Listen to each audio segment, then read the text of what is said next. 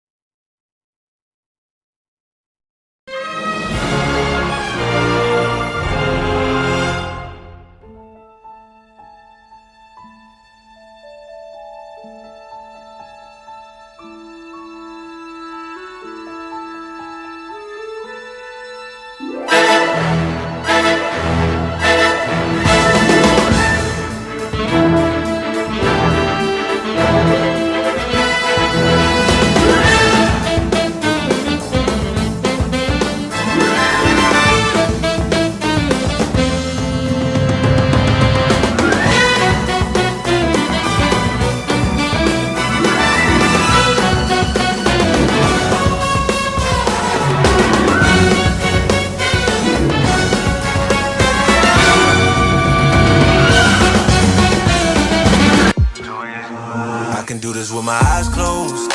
It's too easy. It's too easy. I can do this with my eyes closed. It's too easy. Too easy. It's too easy. I've been there, done it, seen it. Boy, all that like Keenan. Still got crack, they fiendin'. Flow still hot like Phoenix. Shine so bright, I'm gleaming. This off top, I'm tweaking. Fresh out the rat like Neiman. And I'm still tryna fight my demons. Cause we all gotta act like Tina. That's why I gotta ride with the Nina. Outside, it's a war going on. Make me put my hands on my head like the Macarena. They want you walking on board like chemo. Ain't give a F to you like John Cena. Putting blood on the brand new Beamer. Tryna earn 8 stripes like Adidas. You get cold when you ride with the heater. It'll turn you to a dog like a keto. And expose to a cat like a cheetah. They smoke my partner like reefer. Dímelo porque yo no entiendo. Mi gente must really need Jesus. They shed real blood. I never seen the crypt and I believe it. It's too easy. Too easy. I can do this with my eyes closed. It's too easy. It's too easy. I can do this with my eyes closed. It's too easy. It's too easy. I can do this with my eyes closed. It's too easy. It's too easy. It's too easy. I've been there, done it, seen it. Y'all just talk, don't live it. And just took that route, that seen it. Now I'm so outspoken like Reason. Jimmy Neutron, boy, young G's. And I'm a self-made man. I actually interviewed Darius Cooks on my radio show. I've been 5 or 6 years ago before he blew up on social media. And Justice was just articulated. He actually went on Periscope Live during the radio show. It is his own show in the studio during the show that he was supposed to be on. But he's a narcissistic individual. And because of that, he's had many of these run-ins. I think there was a scandal a few years ago where he was doing fake credit repair for people and got sued. His restaurant got closed down, those sorts of things. And so he maintains these online scams, preying on the hearts and minds of his followers, and even just articulated after our show, because we tend to ridicule people when they act up on our show. He actually went on Periscope Live to talk about me and our producer and some of the other guests after the show. So this has been going on for a long period of time. Now, legally, when somebody talks about you online, that's just talk. But once they get into the place of making threats, either violence, threatening to release personal information, well, that's where you can actually file a criminal report against this individual. And if they do release improper or censored information, personal information that is privileged, that absolutely, you can report that to the Georgia Bureau of Investigations or to the Federal Bureau of Investigations for them to look into it, particularly if you have multiple individuals who are involved in this.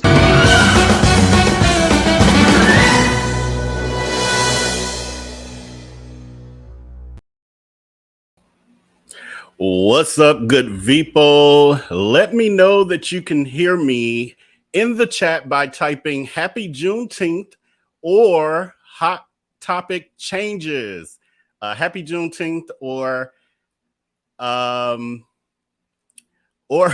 Topic Changes. It's been a lot. I know that I feel like I say this every time we go live, like, oh my God, it was so much pulling this together. But today, this was the first time where I'm like, oh man, I had to push us back 30 minutes because of the viral news today. So the topics I had planned kind of got scrapped like this afternoon.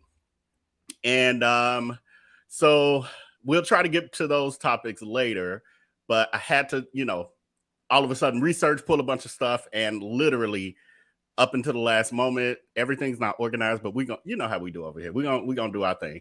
Thank you to everyone in the chat letting me know that you could hear me, Barbie and Amber and Nicole and Chocolate and Don and Precious and Aaron and Jerica and his MJ, Toys B, Monique, Advana, and everyone else in the chat. Too many names to name, but I thank all of you for hanging with us this evening. And tonight, I always have that little opener. Well, I threw it in today to get a little extra time to be transparent, but also because we must never forget the other predator that is out there besides the one we're going to talk about for the first time, I think, on this channel tonight, which is Russell Simmons. So tonight, our topics are Russell Simmons, who was exposed today rapid fire exposure from both his ex-wife, Kimora Lee Simmons, as well as their daughter, Aoki. And we're just going to get into like all the receipts that they put out there.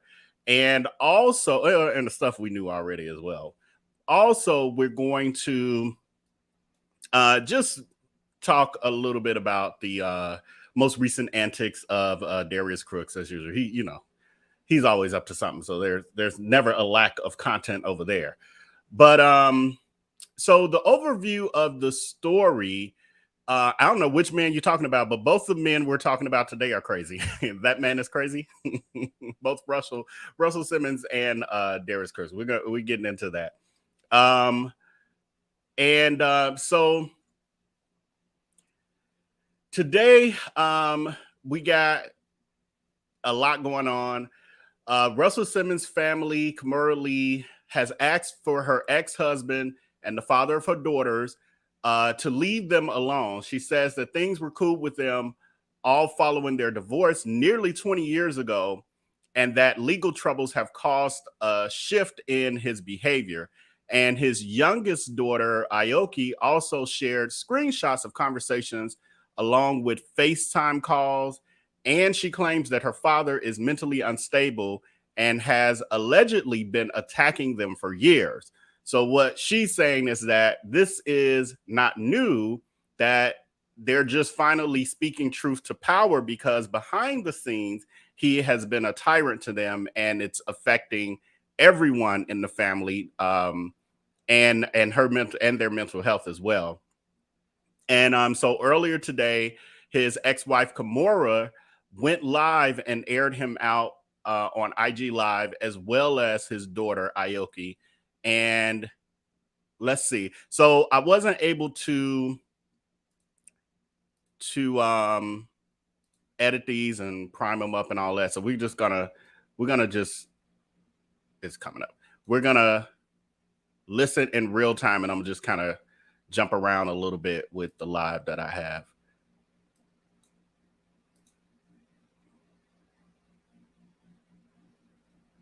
Give me a second.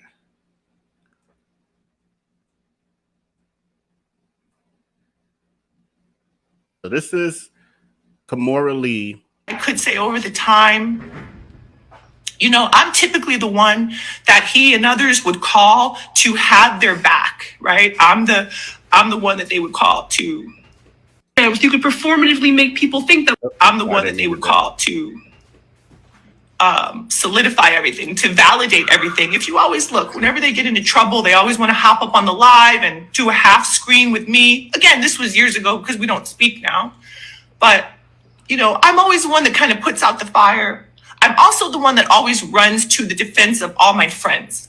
So if you see any other women, certainly women that I've come up with, certainly women that are mothers of my other of my kids that I love, I come to their defense. So if they're down and out or something's wrong, yeah, you're always going to see Kimora, big mouth me, running up to the gate, running up to help. And you know why? It's because I feel like I'm the one that can't be bowled over.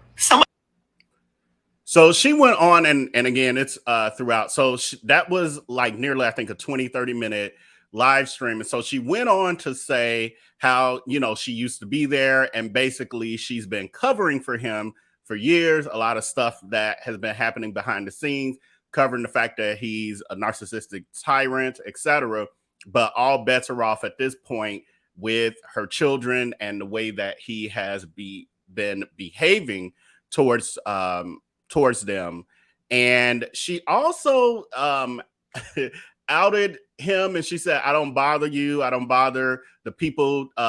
She said at first, the women and the men, and then that you be messing around with. But she cut herself off right as she was saying, and the men, and then she was like, "I'm not going there." She had some friend in the background who was like about the mess, and so he's laughing and saying stuff in the background. But she also mentioned Kim Porter. So basically, she was firing shots and letting us know and letting him know that all this stuff that I know will be coming to light if you keep going there with us. And so her daughter also went live. Let me pull that up.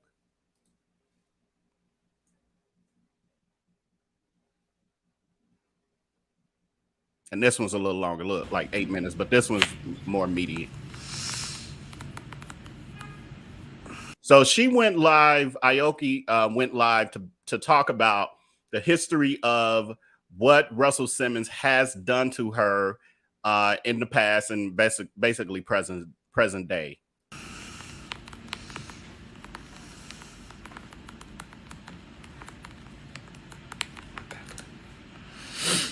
I did also want to come on here and say that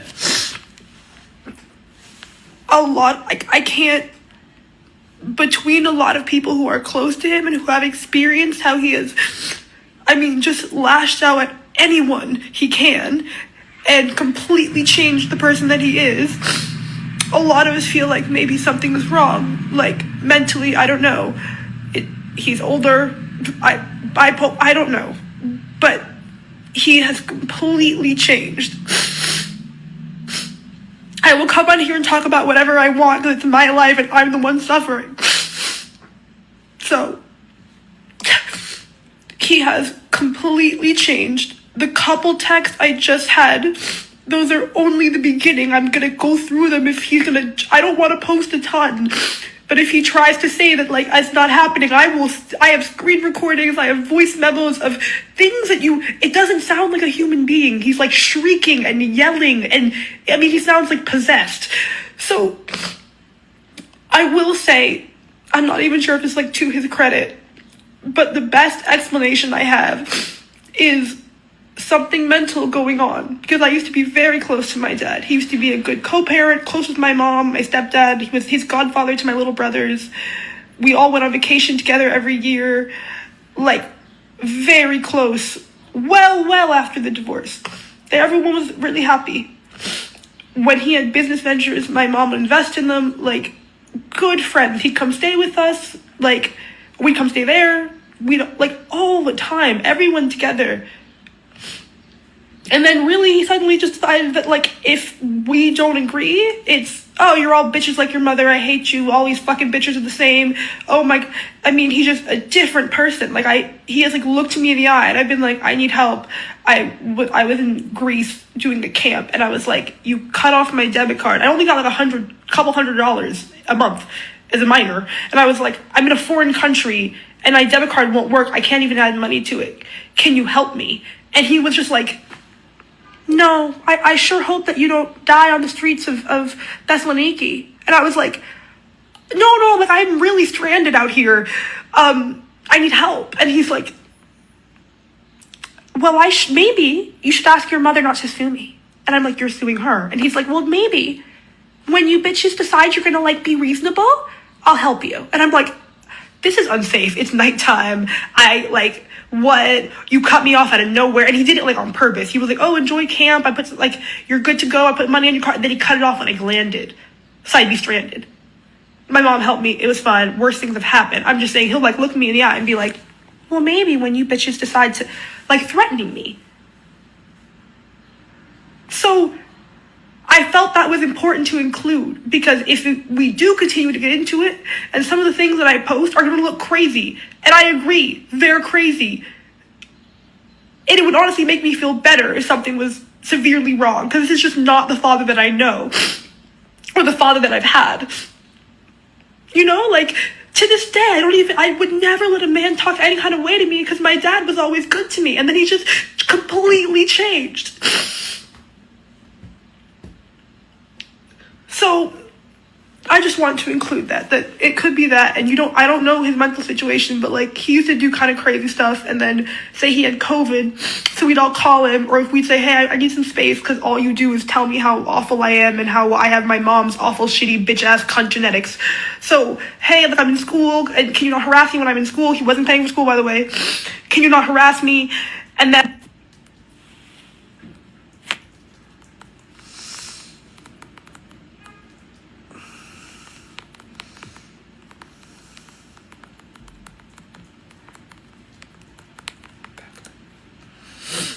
I did also want to come on here and say that I can't, between a lot of people who are close to him and who have experienced how he has, just lashed out at anyone he can and completely changed the person that he is. A lot of us feel like maybe something's wrong, like mentally, I don't know. He's older, I don't know, but he has completely changed. I will come on here and talk about whatever I want because it's my life and I'm the one suffering. So, he has completely changed. The couple texts I just had, those are only the beginning. I'm gonna go through them if he's gonna, I don't want to post a ton. But if he tries to say that, like, it's not happening, I have screen recordings, I have voice memos of things that it doesn't sound like a human being. He's like shrieking and yelling and, he sounds like possessed. So, I will say, I'm not even sure if it's like to his credit, but the best explanation I have is something mental going on, because I used to be very close to my dad. He used to be a good co-parent, close with my mom, my stepdad. He was his godfather to my little brothers. We all went on vacation together every year, like very close, well after the divorce. Everyone was really happy. When he had business ventures, my mom would invest in them, like good friends. He'd come stay with us, like we'd come stay there. We'd like all the time, everyone together. And then really he suddenly just decided that, like, if we don't agree, it's, oh, you're all bitches like your mother, I hate you, all these fucking bitches are the same. Oh my, he's just a different person. Like, he has, like, looked me in the eye, and I've been like, I need help. I was in Greece doing a camp, and I was like, you cut off my debit card. I only got, like, couple $100 a month as a minor. And I was like, I'm in a foreign country, and my debit card won't work. I can't even add money to it. Can you help me? And he was just like, no, I sure hope that you don't die on the streets of Thessaloniki. Okay, that was me. I saw somebody say, is she repeating? There's actually more clips that I was pulling, and I thought this was the longer one, where she also goes into fearing that she's ruining her life, her career, by coming out against her father because he's a powerful man. And she's a model and she's in the industry. And so she knows that her father still has a lot of connections and power in the industry. And so she's saying, she's been quiet for years, for one, because it's personal family business. But the other piece is that she knew that no one would believe her. So part of what she was saying, I thought it was in this clip, but was she hates to come out, but it's kind of like, he's backed him into a corner. And so she's afraid. Basically, she's like, I probably ruin my career or whatever over this, but I got to do what I got to do. And she was saying, but her gut is telling her that basically it's time to speak out because of what Russell has been doing behind the scenes. So I'm throwing in the last question regarding that. She mentioned in there some of the proof that she was going to be providing. She had a post. Let me see. Here it is. Yeah. She had a post where she was saying, enlarge it on this side. My father is not well. For years, he needs help and won't accept that, refuses to acknowledge that he is not himself. He has treated and bullied my sister, my grandmother, my grandma, and harassed my grandma in the middle of the night in poor health. Sends a man to my sister's apartment at 2 a.m. to scare her. He lashes out at anyone who does not say, oh, Russell, everything is fine. Well, it's not fine. If I never get a fashion job again, like he threatens, I'll be a lawyer, I guess, and work in criminal justice. Sure, I love my job, but if he takes it away from me, I won't die. You don't threaten my sister and my grandma and my mother and say, who's going to believe you? I'm Russell Simmons. Nobody thinks I'm crazy. Well, he is. I'm like, the funny part is that because she's so close to him, I think her idea of the public perception of Russell Simmons is skewed because we know he's crazy. Like, I think the majority, let's see, I put a couple poll questions here. Let's see. One of them was, hold on, let me go back. Do you believe his daughter? 96% of you said yes. That's actually a little more than I even thought. I thought it might be maybe 75%, but that's 96% of you agree or believe her. And then, are you surprised? So here's, are you surprised to hear the accusations against Russell Simmons from his family? 65% of y'all say no. So 65% of y'all know he crazy. So again, I think her perception of the public view of her father is skewed because that's her daddy. And like she said, up until recent years, he was a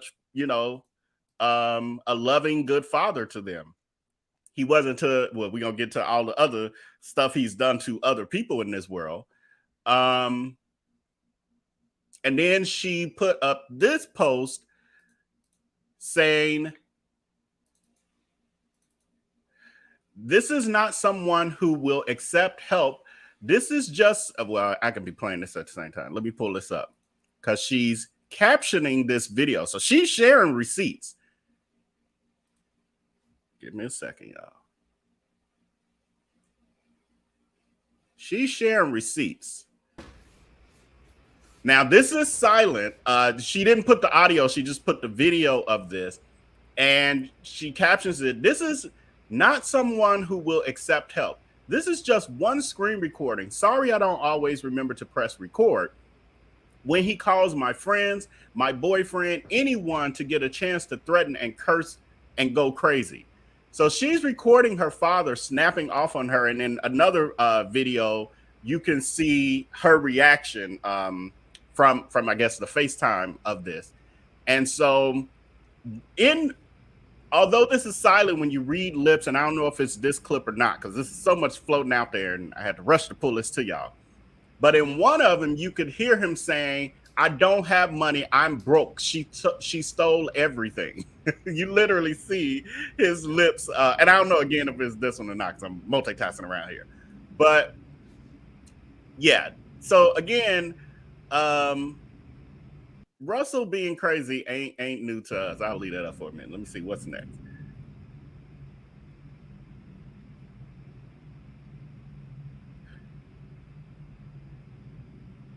Oh, and then so the background on their relationship. So as it pertains to Kimora Lee and Russell Simmons, they have been together since she was a youngin'.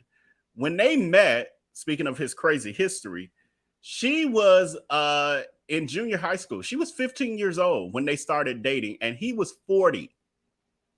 And he was parading around with a teenager, at a 40-year-old man parading around. I wish I would parade around with a teenager. What do you have in common with a teenager? But I think it speaks to his controlling nature, because typically people like that, like him, date those who are younger, that young especially, because of the control.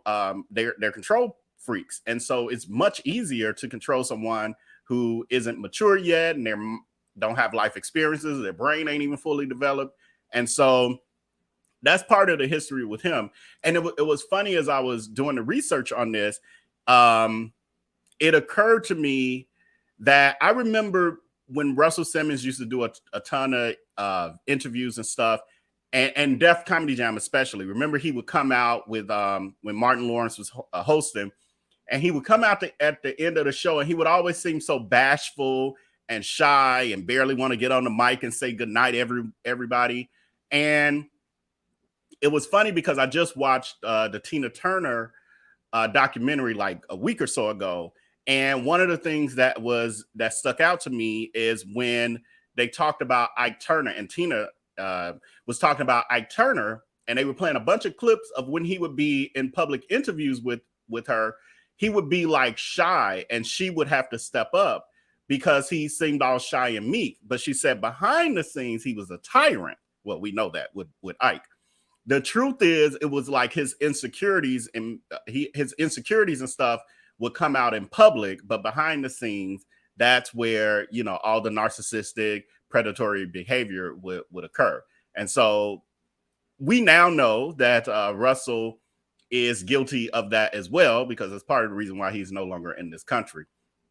Now, part of the issue with them, or where this fallout really started to be what we're looking at today, is that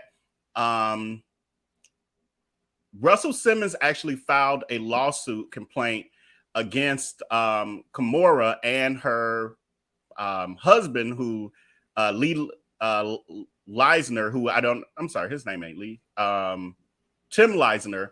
And this was a couple years ago in 2020. I'm looking at my notes. I don't have the actual dates right here, but he filed a complaint against them. He was 63 at the time. She was 46, and her husband, if they're I guess they're still married, but he's on the run or whatever. Estranged, I'll say. It seems like he's estranged from what I've been reading. He was 49, but Russell said that they conspired to make fraudulent transfer of Simmons' nearly 4 million shares of the energy drink company Celsius in order to pay for Leisner's legal and bail fees related to a 2018 money laundering case.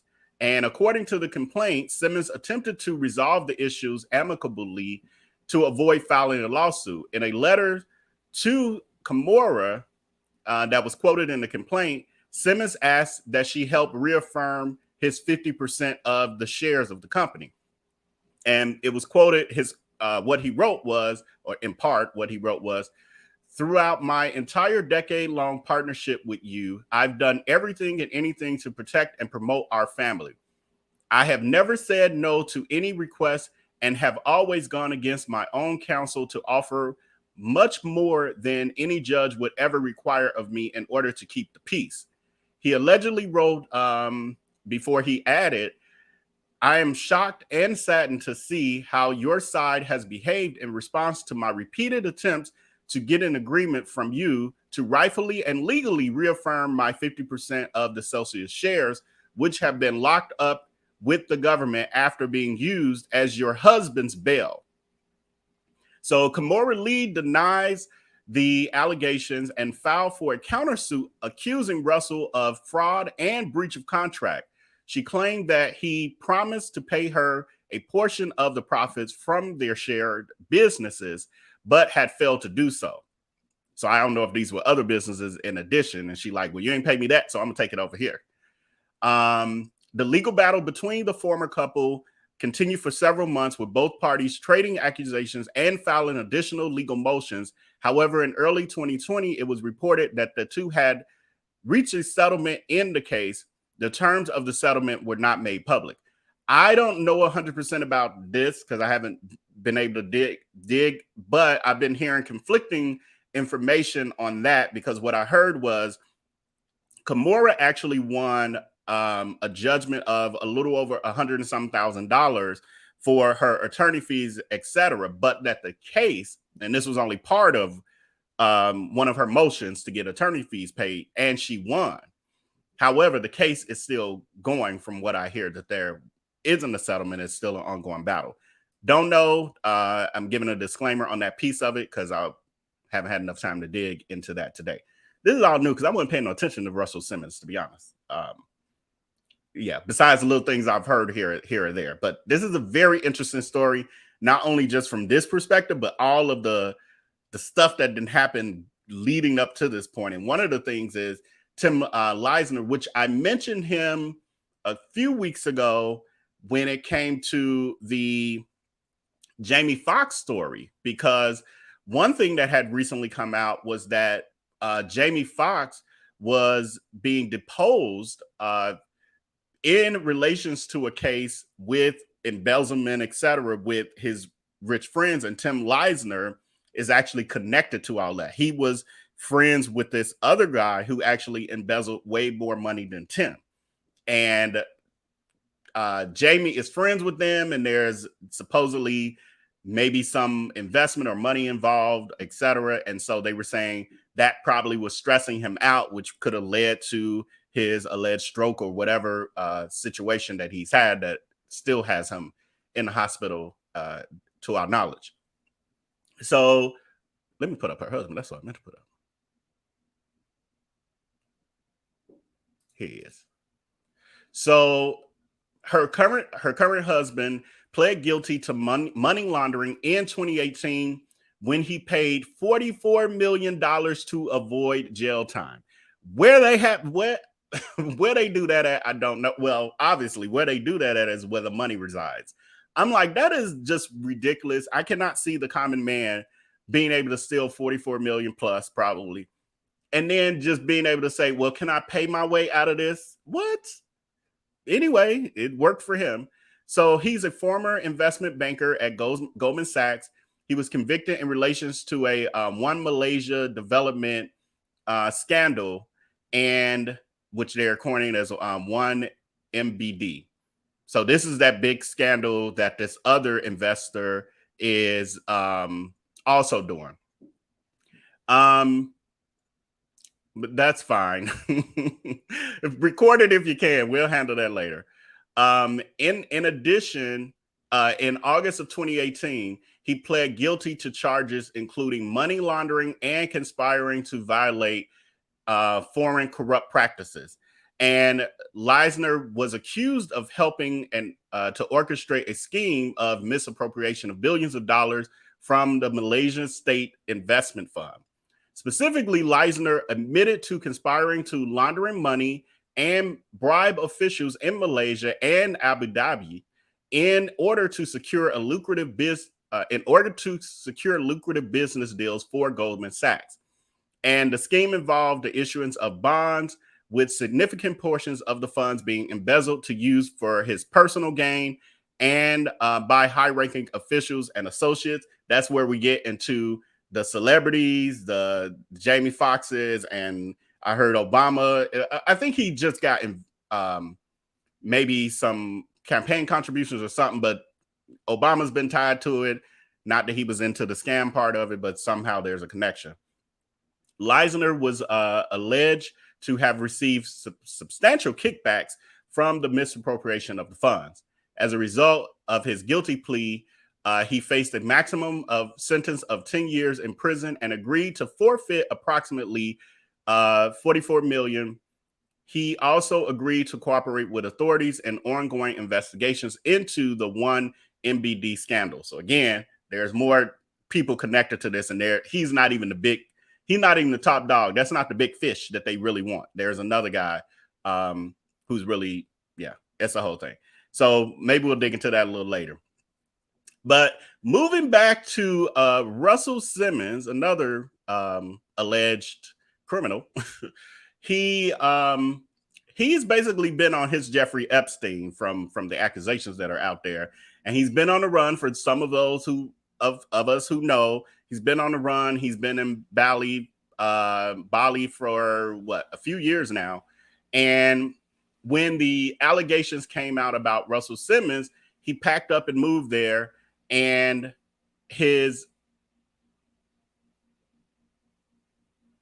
what he had back then, this was during the Me Too movement when it was starting to gain traction. He was one of the names that also came out. And when his name came out, he was like, I'm not sticking around for this. And he ran off. And so I'm seeing there were about 18 women who came forward during the onset of all of this, and it was exposing him as a very dangerous man. One of the people was actually an ex-employee of his who tells her story.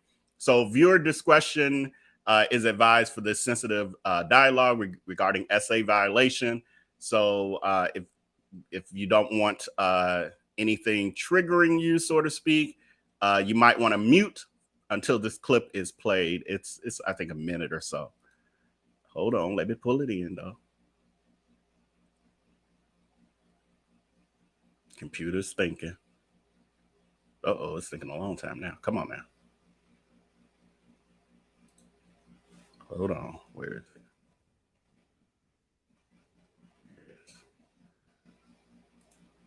culture. You said, I loved Russell Simmons. You really, it was really sort of part of the whole sort of thing that you wanted to be, this executive. It was your dream. You were in the culture.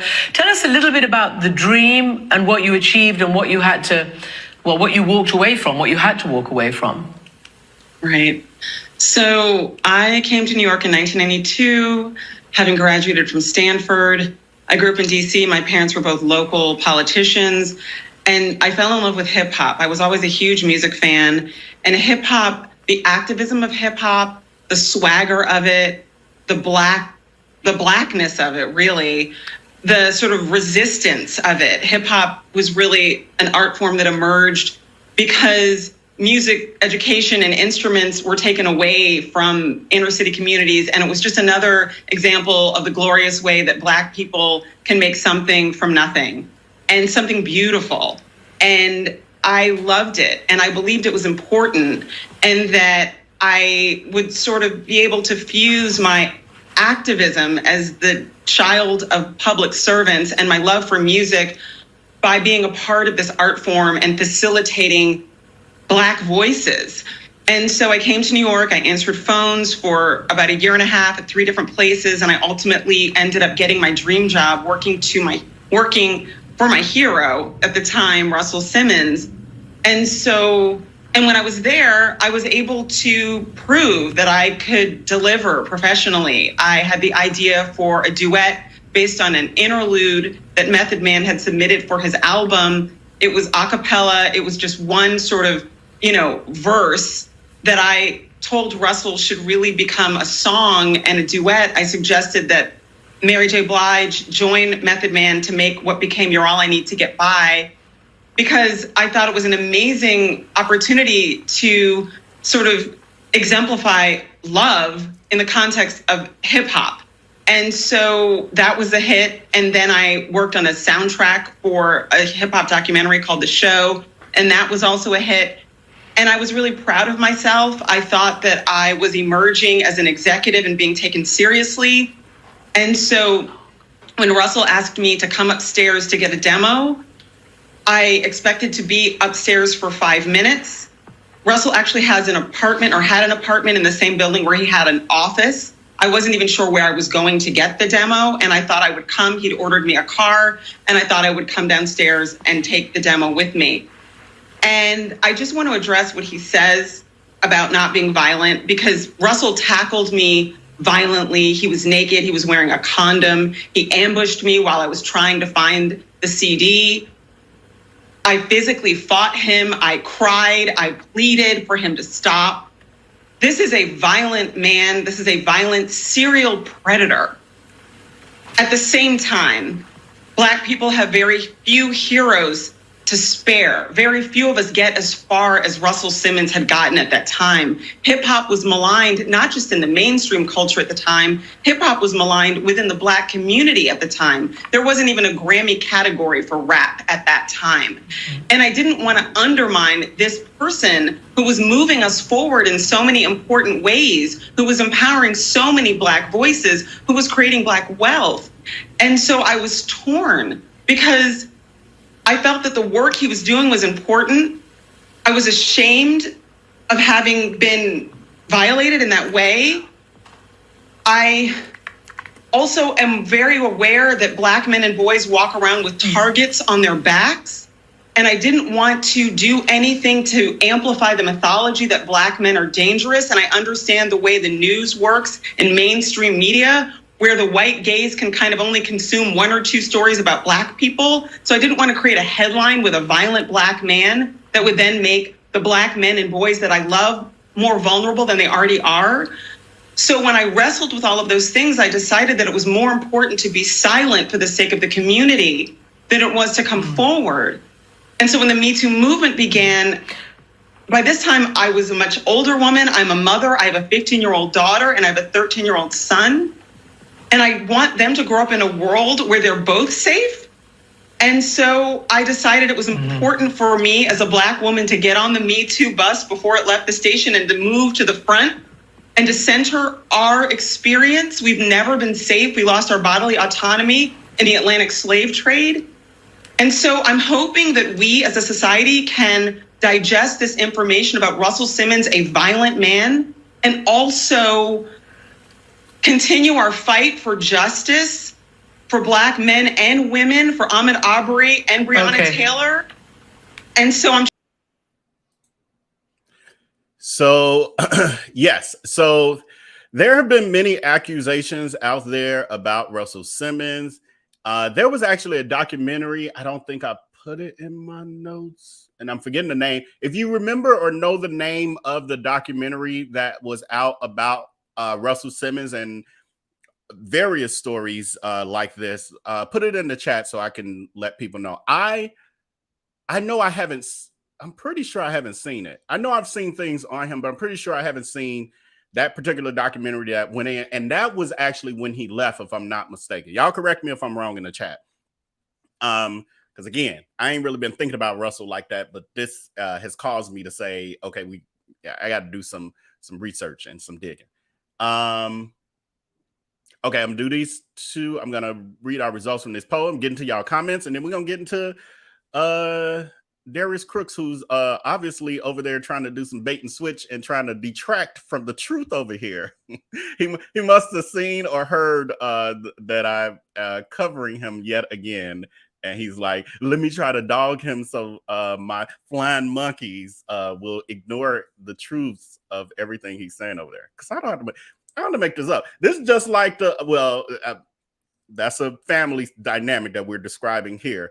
But similar in the sense of someone being a predator and treating you and getting away with being a predator and a horrible human being for years. And because they thought you had no voice and no power, they continue to basically dance on your head. And then eventually you're like, okay, enough is enough. And so just like Kimora Lee and her daughter were just like, not only is enough, but we got receipts, Ninja. That's same thing. These predators have a habit, and narcissists have a habit of getting so used to getting away with things and abusing people that they think because they've gotten away with it for so long, and in the case of Russell Simmons, decades, that they think that they'll always have that power and that they'll always be able to silence people. And they're learning. This is a new day and age with the internet, and you don't need a huge platform to get your voice out, et cetera, et cetera. Look at them. Kimora in her live, I didn't play that piece of it because, again, it was long. But in her live, she actually said that her original intent was I think she said she called around to the media. So she was just going to kind of go through some magazines, et cetera, and get some articles put out. And I can't remember if she said they weren't listening or et cetera, but she was like, then I just decided I don't need to do that. I'll just come to my own platform. And that's all you need to do today. Come to your own platform and it'll go viral. Okay, thank you so much, Another Warren.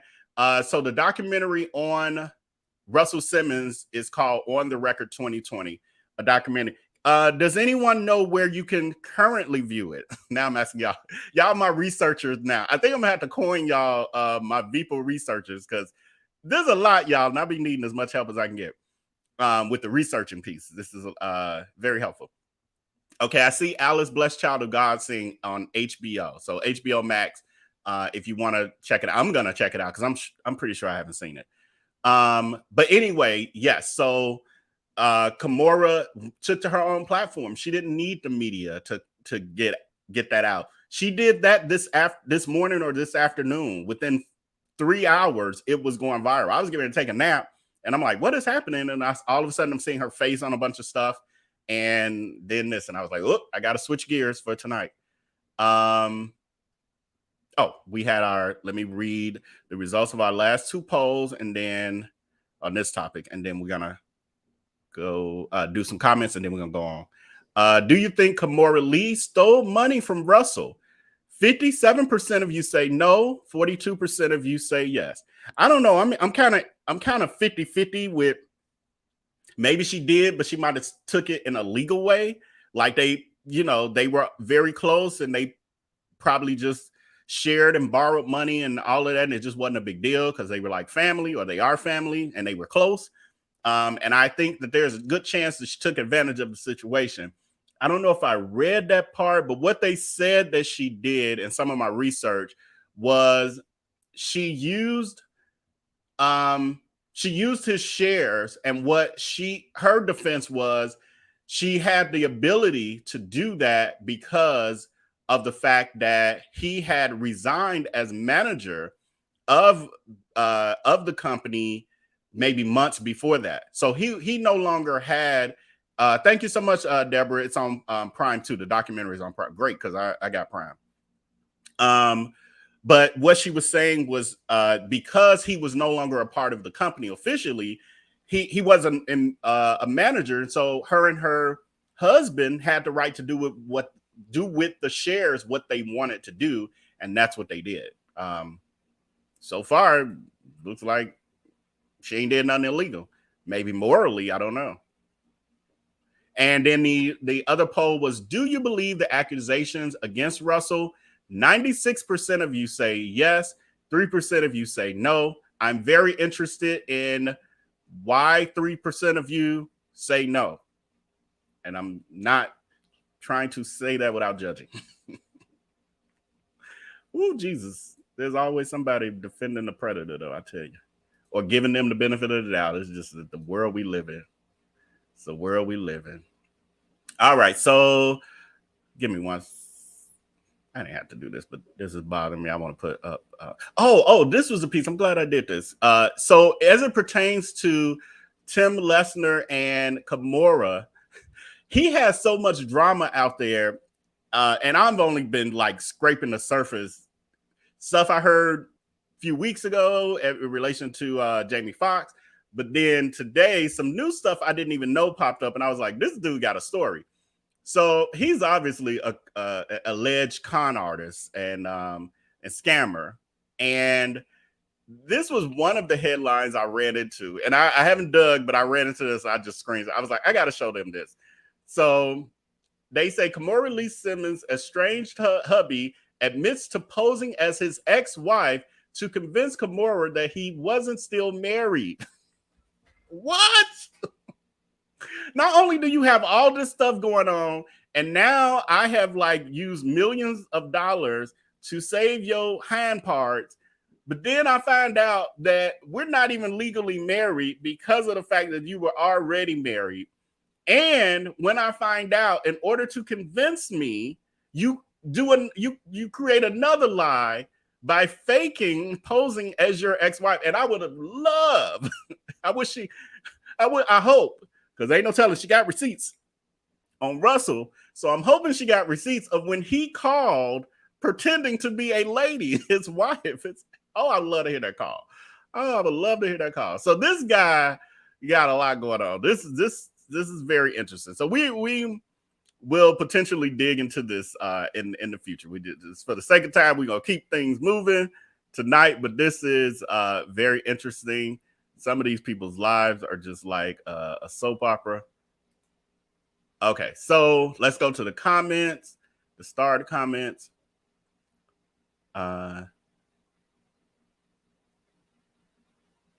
Okay, I'm sticking to topics. So if it's something outside of this, I'm not going to read it on screen. But I'll be reading the chat after this. So if you're commenting about other topics you want me to look into, et cetera, I'll see it in the chat later, but I'm not going to read it through this. Says, A Hill says, I remember when Russell moved to Bali and told his daughter he didn't have any money. Yeah, so he's definitely claiming to be broke. But part of the reason he moved there, not only do they not have extradition laws, so he can't be, America can't get him back for the alleged crimes that he's accused of, but also they're saying, it's way less expensive for him to live there because supposedly he is not,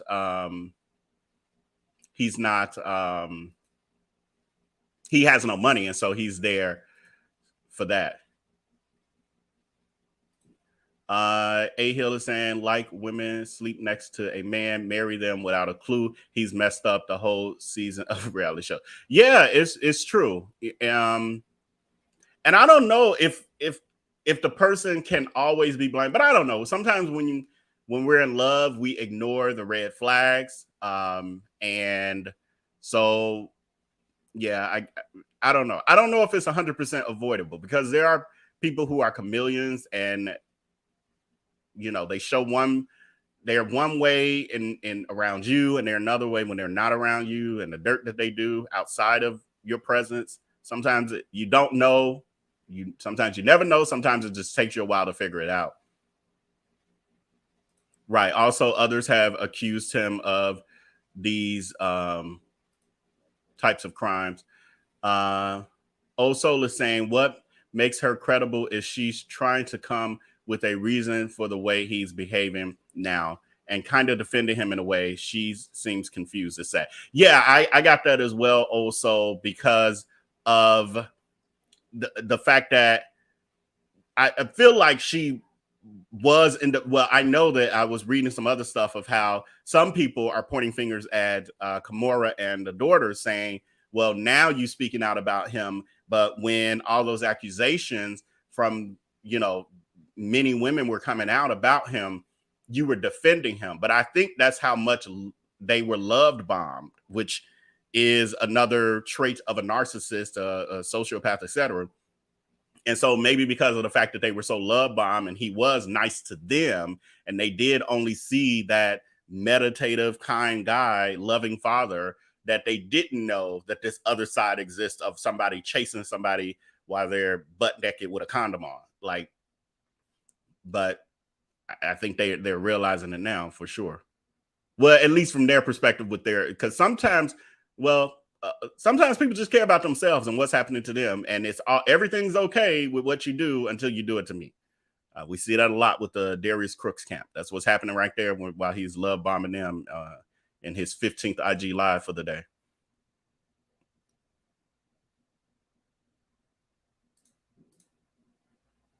Oh, didn't click. Kimberly Cooley says, industry people have long whispered stuff about him and his scamming ways. I haven't. I was gonna say, are you talking about Crooks, Darius Cooks, or are you talking about Russell Simmons? Because that statement applies to both, but I'm pretty sure you're talking about Darius Crooks. I mean, I'm pretty sure you're talking about Russell Simmons at this moment. But I haven't heard of scamming from him, so I would be interested to find out more about that. Arian Smith is saying, what's between the parents should not involve the kids. Russell should be ashamed of himself. Yeah. Well, but when people are narcissists, it's all about them. They don't care about children or anybody else, but you're totally right. Miss Wilson says, I really hate when people blame victims.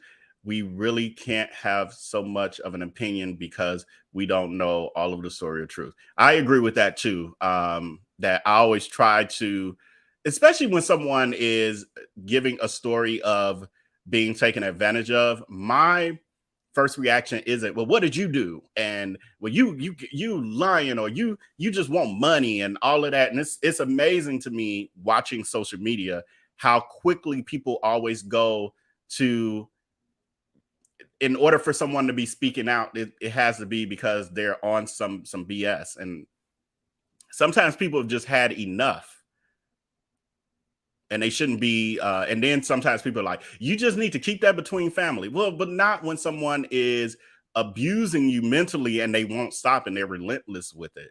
You have the right to handle, like, you can't cut a person and tell them how to bleed. So whatever it takes for that person to reach their place of healing, to protect themselves, et cetera, I'm all for it.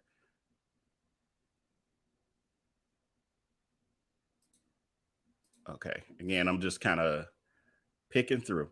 Russell has been grimy. His industry antics are well known. I'm not surprised his family has been on the receiving end of his foolishness. Yeah, I'm not. You say that it's well known, but this is the thing that I see with information, period. I don't know. And I pay attention to social media, but I guess I wasn't as involved with the nuances back then. Like, I don't know what the accusations from a business perspective about him scamming, et cetera, et cetera. I don't know those things. All I know is the viral situation that happened with the Rush card years ago when people like nobody was getting their money at some point. That I remember, but I don't know. Like, sometimes we assume, and I stopped doing that, assuming just because I know and I saw it everywhere that everybody else saw it and everybody else know. That's not quite the way it works, especially with the social media or the internet and the algorithms, how it shows you what you're interested in. So what is showing me will be different than what is showing you. Sometimes with us who are here watching tonight, we all probably saw the same thing today, but the reason is because we're generally interested in trending topics related to these sort of situations and celebrities, etc. And so the algorithm showing all of us this. My mom, on the other hand, probably ain't seen this on when she logged on her phone. So we got to keep that in mind as well when we say, well, everybody should know this. Why you don't know when we get to snapping on people, etc. He really looks cuckoo Cocoa Puff. Yeah. Yeah. Kimora was definitely a child, 15 years old. That's crazy.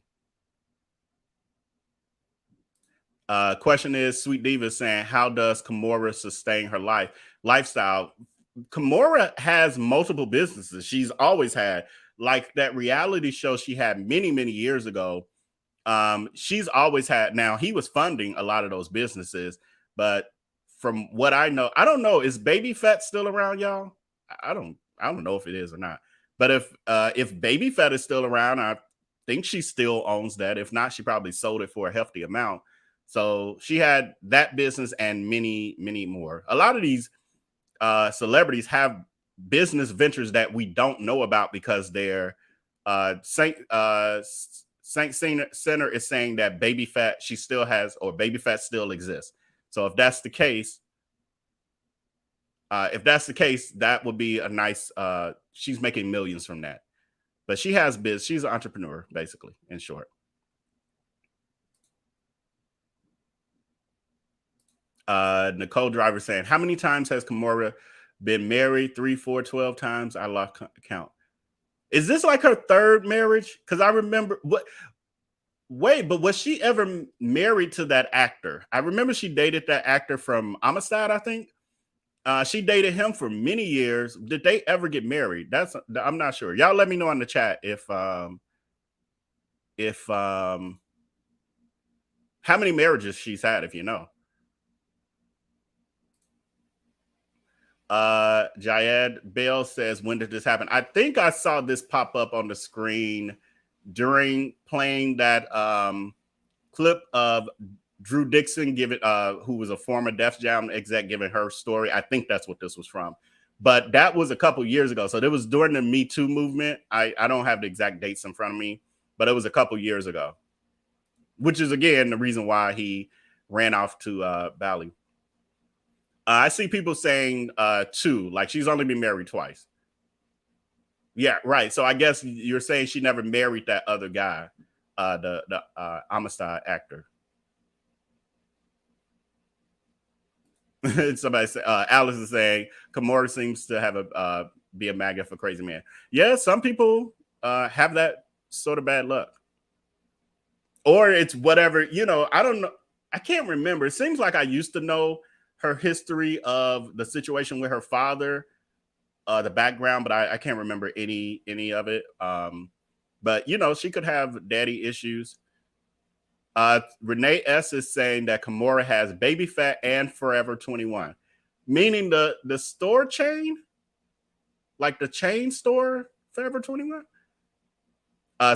Gabby Carter is saying, and I'm only reading because it's hard. My side is slower for me to pop them on the screen for y'all, but Gabby Carter is saying Baby Fat was sold years ago. That's why I was wondering if she sold it. But even if she sold it, you know, she made multi-millions from it. Now, well, who knows though, on her scamming estranged husband, no, he's been convicted. So her scamming estranged husband may have run through that Baby Fat sold money.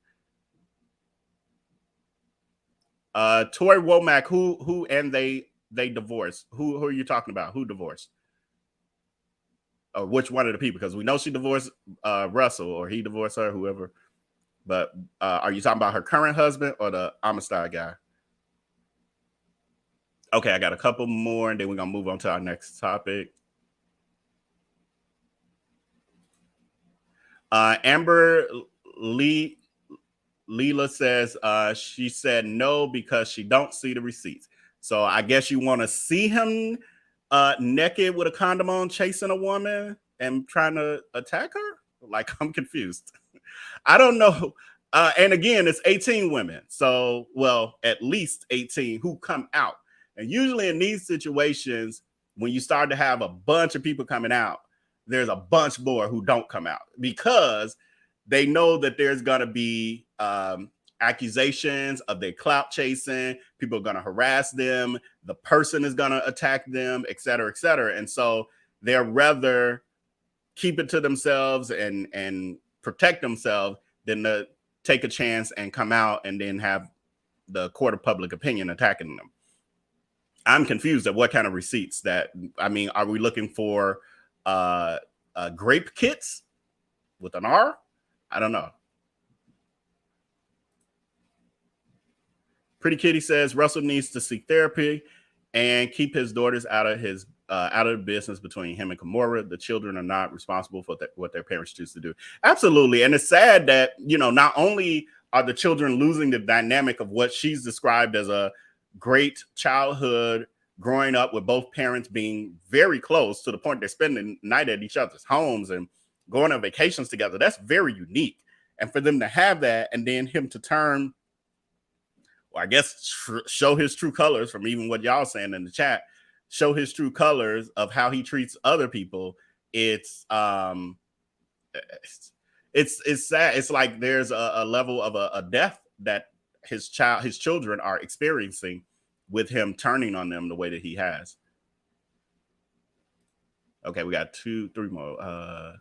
Hold on. Let's see. Michelle Duncan is saying, I was young during this time frame, but I wonder if Russell was on some kind of drugs. Not that it makes it right, just wondering. I think he claimed, and you never know what's true and what ain't true, but y'all correct me in the chat if I'm wrong, but I think he always claimed that he never did drugs, and he definitely didn't drink. I remember hearing that a lot. And, you know, he went into this whole spiritual Buddhism thing, religion. I think he's Buddhist or claims to be. So, yeah, but again, we don't know, but I'm just saying what he has put out there publicly, that he didn't do drugs or drink. Renee S. is saying, I think most of us realized he was a predator when we found out how old Kimora was when he got with her. Yes. I forgot whose comment I read, but is this a receipt for you? Like a person 40 years old who will date a 15-year-old. I think it speaks to how they engage intimately or interact with the sex that they're interested in, you know, the gender that they're interested in. I look at this as a receipt to a degree, personally. It speaks to mental behavior or some sort of issue there. Control. It speaks to control, someone who loves to control. And really, when it comes to SA, typically it is really about controlling another person, taking control over a person. That's what most of them get out of it. And I am a little sensitive to that subject, just in case. If it's coming across in the screen, I worked in the industry that was some of the work that I indirectly did, or I was involved in an organization that did that work. And so I am a little more sensitive to when people doubt people who, you know, have been through that. I am. Michelle Duncan, Kimora was a teenager when he was with her and taking her to parties, and no one said a word. Yes, yes, absolutely. And it also was the 90s where people got away with a lot of that stuff. Even prior to that, I think the early 2000s is when that stuff started to be more taboo. But I mean, we got Elvis and it's other people, like off the top of my head, I can't think of everybody, but Elvis and a bunch of other celebrities over the years who did this in broad daylight and nobody said anything. Nobody called them a pedo or anything, and they were, but nobody called them that. But anyway, that brings this topic. Oh, wait, here we go. Thank you for this, A Hill. He was on drugs. Russell talked about Kokiana. So thank you for that, because I don't know his in-depth story. I just know the version, the later version of him. So I guess he was on all that stuff and got off of it and then went into his journey. So maybe that's why he stopped drinking and smoking. And that's when he got on my radar. Like when he was out in the late 70s, early 80s, when rap was taking off, I wasn't into all of that. Well, for one, I was a baby. I was a kid. But yeah, Russell Simmons did not get on my radar until Def Comedy Jam. And I still didn't know who he was. I just knew he was the man who created the show, who would come in at the end and barely be able to speak. That's all I knew about him. I said receipts because I didn't know all of this before. Oh, I answered your survey. Okay, Amber. All right. Thank you. Thank you for clarifying that. I appreciate it. And I love you for being here. Thank you. Okay, so we're going to move on from talking about one predator and scammer to another, and one that I know a lot behind. Hold on, y'all. Let me pull this down. One that let me see what I don't have a lot of. Don't blame me, y'all, but I got to let people know who we're talking about. And I don't have I was rushing, so I didn't pull in the image.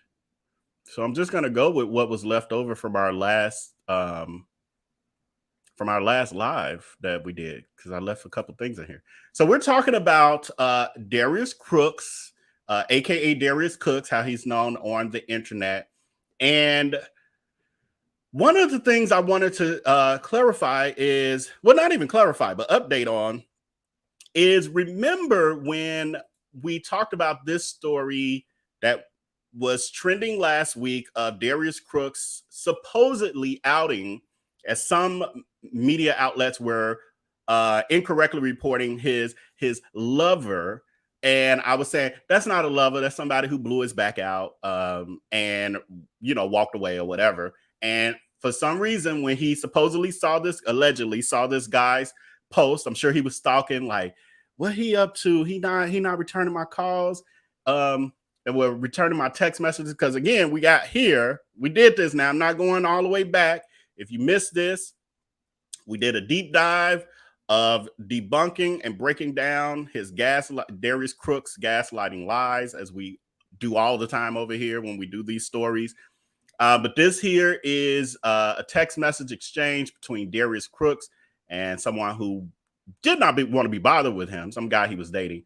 What I was saying was, I didn't think that this text message, and this is what Darius posted, y'all. I ain't post this stuff. I'm just giving y'all the debunking the lies that he does for clicks and views. But this is a post that he put out saying, y'all, I'm over. Here it is. It's up there now.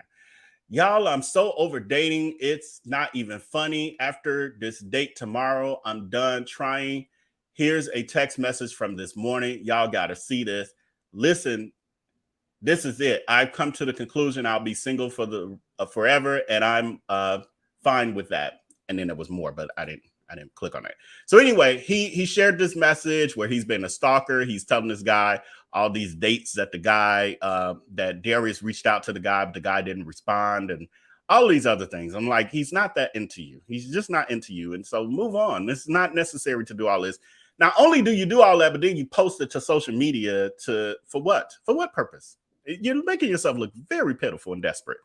So anyway, he did that, but then 2 days later, he posts this about this guy. And we were over here discussing whether or not it was the same guy. And I told y'all that I was really leaning towards it's not the same guy, because this was clearly from the text message exchanges. This is the text message exchanges between the guy I just showed y'all, the photo, and Darius Crooks. And it says, this is only part of it because I end up getting more of this text message later. But anyway, the part I have here for y'all says, I just showered. Now, this is the guy responding to Darius. There are no times and stuff on here. Makes it look very suspect. But, you know, that's the gaslighting tricks and stunts that Darius Crooks does. Anyway, it says, the guy is saying to Darius, I just showered when I got in from the gym. So I can really leave out now. GPS says 30 minutes, but I need to stop and get gas. Darius Crooks says, cool, I'll be here.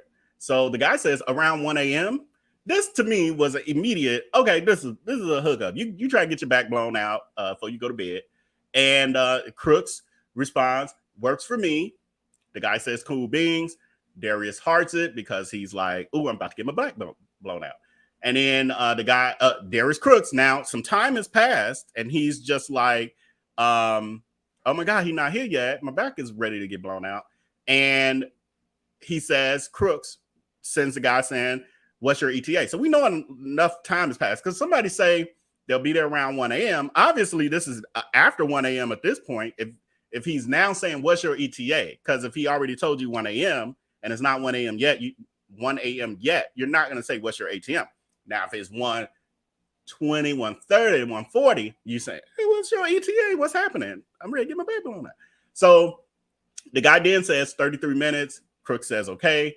The guy says he's leaving the gas station now. And then Crooks says, okay. And so then Crooks is lying in wait to get his back blown out. So his back got blown out.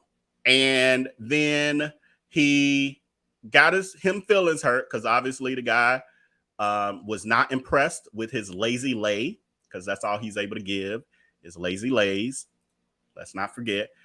And he runs into, so he says he just happens to be scrolling. I'm thinking he was searching. He's desperate. He was searching. What this guy up to? Let me see if he been posted because he ain't responding to me. Y'all know how this works. You're talking to somebody or something or somebody you ain't heard from in a while. Or you like, wait a minute, it's been 2 days. They never responded to my message. You like, let me see if they on social media. Because if you got time to respond to social media and post stuff, you got time to respond to my text message. That's what I get. I get the vibe that the dude was ghosting him. Darius Crooks was a lazy lay. The guy was like, this is one night stand. I ain't care no way. And he wasn't answering. And Darius Crooks was like, let me see if he on social media because he not responding. He acting like he busy. He not responding to my text message. And he saw this. And him feelings got hurt. And he got depressed about it. And so he having the platform and being able to gaslight people and create narratives was like, I'm finna make this like he was riding me. Hence this post. Could y'all remove that comment for me? Thank you. Hence this post. Hold on, I'm gonna take it down myself. Okay, here we go. He says, y'all be careful out there. It is wild out there. I was casually scrolling. No, you was searching the guy because he was ignoring you. He had ghosted your lazy land. And so he said, and the guy that was riding me, 3 inches of sadness, impossible, scientifically impossible to ride 3 inches of sadness. We know that. But again, he's gaslighting. He says the guy that was riding me the other week is now on vacation. So his feelings was hurt. So he decides to out a guy who we don't know again. Might be bisexual. His woman might know. She might be bisexual. We don't know. It was a hookup. I told y'all this, though. I told y'all. So I'm coming back today. Again, that was an overview. Y'all want more? Go to the original video from last week. And it says something like, no pride. I don't know how to name them. Cyberbully. I think it's cyberbully on this channel. And that's the highlight. And on our Reality Chronicles, that's the full 2.5 hour live. Was an hour and a half or something, 2 hour live stream. That one's called No Pride. So if you want unfiltered everything, go over there to the Reality Chronicles. Anyway, so as usual, I told y'all I come with the receipts. He can gaslight y'all all he want, but all I'm gonna keep doing is coming with the receipts. He can gaslight about me being some bitter ex-friend and life is incomplete or whatever he want to say. This is what I do for a living. I tell a story. We just talked about, I do commentary. We just did commentary on Russell Simmons. I don't know Russell Simmons. I ain't got nothing against Russell Simmons. This is just the work I do. And it's the same with this. He's just a story at this point because it's something to cover. It's commentary. Anyway, we have this clip here. I'll call y'all back. Let me. So I told you I was just a hookup, meant nothing. So then when you find out this, it's like, well, why do that? Why do all that to some random person? But anyway, here's a receipt. This, I don't know, y'all. This was a day or two ago. I don't know. This one was on Twitter. And I thank you for all of our Twitter coalition people who be grabbing this stuff that I don't see. But they recorded this to say that he was just cyberbullying someone who blew his back out, who didn't want anything to do with him anymore because he's a lazy lay. All right, I'm gonna call y'all back. Let me talk to my guests and stuff and sign books and all that stuff.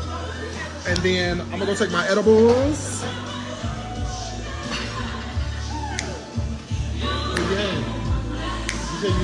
I said I'm going to. I don't take edibles before this. That ain't gonna be no good. I took it last week before this because I had depression. But other than that, I had to pause on that part because I caught this too. We ain't got to the receipt part of what I just told y'all yet. But he says he was suffering from depression last week. Wouldn't last week also be when you probably was depressed because this guy blew your back out and he didn't want to be bothered with you and he was ghosting you and you was like, I give up on dating. I'm probably going to be lonely and single the rest of my life. Now and then you needed edibles to get through it. It's the karma in your life because of how you're treating everybody. I feel Velnito trying to come through and he got to go back. Not today. Anyway, continue.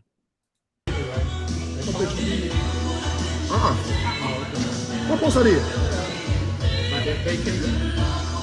That wasn't last week. I don't know how well y'all can hear this. So I think it's his worker in the background. I don't know which one, but he's in the background asking Crooks about his post. And he's like, what post you talking about? And the guy says vacation, the vacation post, which is the one I just showed y'all. The one with the picture of him out and the guy. Again, it's all content for him. So this is Darius Crooks' response. That was like 2 days ago, 3 days ago. Yeah, but you were sad Sunday, so... Oh, no. Depression don't have anything with being sad. It's a chemical imbalance. That's why I work out like I work out, because the working out helps the serotonin and dopamine to feel good, you know, like that runner's high. That's why. He's such the expert in everything. He just been working out for 45 days. Now he a fitness and mental health expert. The gaslighting is just amazing to me. I do it. No, I was a fuck buddy. I fucked him one time. No. Please, no, I'm a hoe. You know that. That's you. Did y'all hear that? Did y'all hear that? Do I need to rewind? Let's rewind. Rewind a little bit. Rewind a little bit more. Rewind a little bit more. Okay, here we go. I do it. No, I was a fuck buddy. I fucked him one time. No. Please, no, I'm a hoe. You know that. No. He's just the F buddy. We F'd one time. You know I'm a hoe. Case closed. Good night, y'all. That's all I got for. Roll the credits. I told y'all. It was all for clicks and views. I forgot the other piece. Tonight been a little discombobulating. So I should have had the part in here where he also admitted in the live the day of the post coming out that he did it all for clicks and views and to get engagement. And he was like, it's working because look at all y'all over here watching me in this IG live. And it did work. It did work. So anyway, we have that. But then again, the cyberbullying, the horrible menace to society. I think I'm renaming him. He's a menace to society. And that behavior continued. Well, it always continues, but we had another situation over the weekend. Thank you to my source for pointing this out, bringing it to my attention, because otherwise I'd be missing all this stuff, y'all, to be honest. So over the weekend, Crooks was doing his normal, he had a Dining with Diarrhea event in Colorado. And while there, he was multitasking with his fake food review tours. Funny how you can review restaurants and yours failed all these health inspections. Like you had F ratings at all of your restaurants, but you're qualified to judge other people's restaurants. So, but again, he's a narcissist. So in his world, he's perfect, and everyone else, like the world is flawed, not him. So he goes to this restaurant, and the experience was, we've all had experiences at restaurants where there's issues. This particular experience he had, it was a soul food restaurant. It was he was doing dine in. He sits down with his food, and the part that I caught was he was saying that there was hair in the food and the plate was dirty. He had to scrape, you know how like when they wash plates, sometimes the food doesn't come off of it completely. And so that had happened. So he had a dirty dish, and he claimed that he had killed a moth. So I'm assuming that happened because he was on live and he was like, y'all just saw. So it was like something flying around the restaurant or something. So again, many of us have had these kind of situations, and we like, you know, we take our food back, or we whatever, or we let them resolve the issue, et cetera, whatever.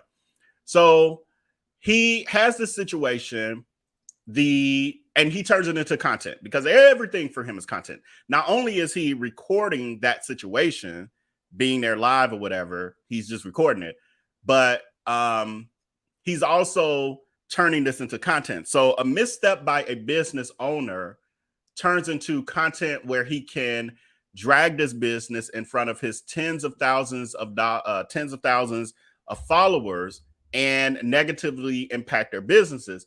Although he claims to be doing these reviews to promote Black businesses, and he only goes to Black businesses because the truth is, if he tried to pull this ish with white businesses, they would hang his tail out to dry. I'm trying not to curse, y'all. That's why I'm struggling with some of these words. But anyway, so he does this post and he says, I would normally ask your ratings, but after I killed a moth or a grasshopper and picked the hair out of my candied yams, I decided to leave. Oh, the dirty plate with the food I was able to scrape off with my nail didn't help. Did it for me too. Don't worry, Corey has it all on tape. Should be an interesting post when he edits it. Stay tuned. I thought you were out here promoting Black businesses. Let me get through this part. So he goes from that to, let me show y'all the video. Let me pull up my because I actually doing a little deep dive on this alone. I got some more stuff I could show y'all, I think, or at least speak to. Let's see. This it? Yeah. Okay, this is hold on, let me pause it and pull it up and pause it. This is a couple minutes long. So this is Crooks at the moment where all of that has occurred. He's still sitting at the table. He's looking at it, and he's now deciding in his mind, his wheels are turning. Content. What could I do to make this content? So he's now making this content, and he's about to, we'll just let y'all see. Oh Lord, where's the sound, y'all? Let me see. Uh-oh. Hold on 1 second.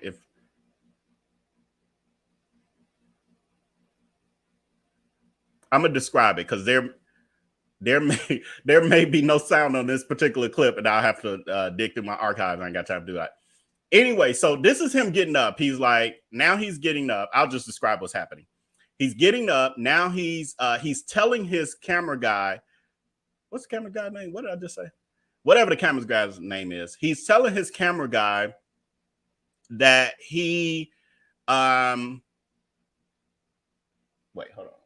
Corey. He's telling Corey, come with me because you want to get this. Basically, you want to record this. So now, again, he's not trying to do this discreetly, realizing he has a platform, etc. He's like, let me make content for this.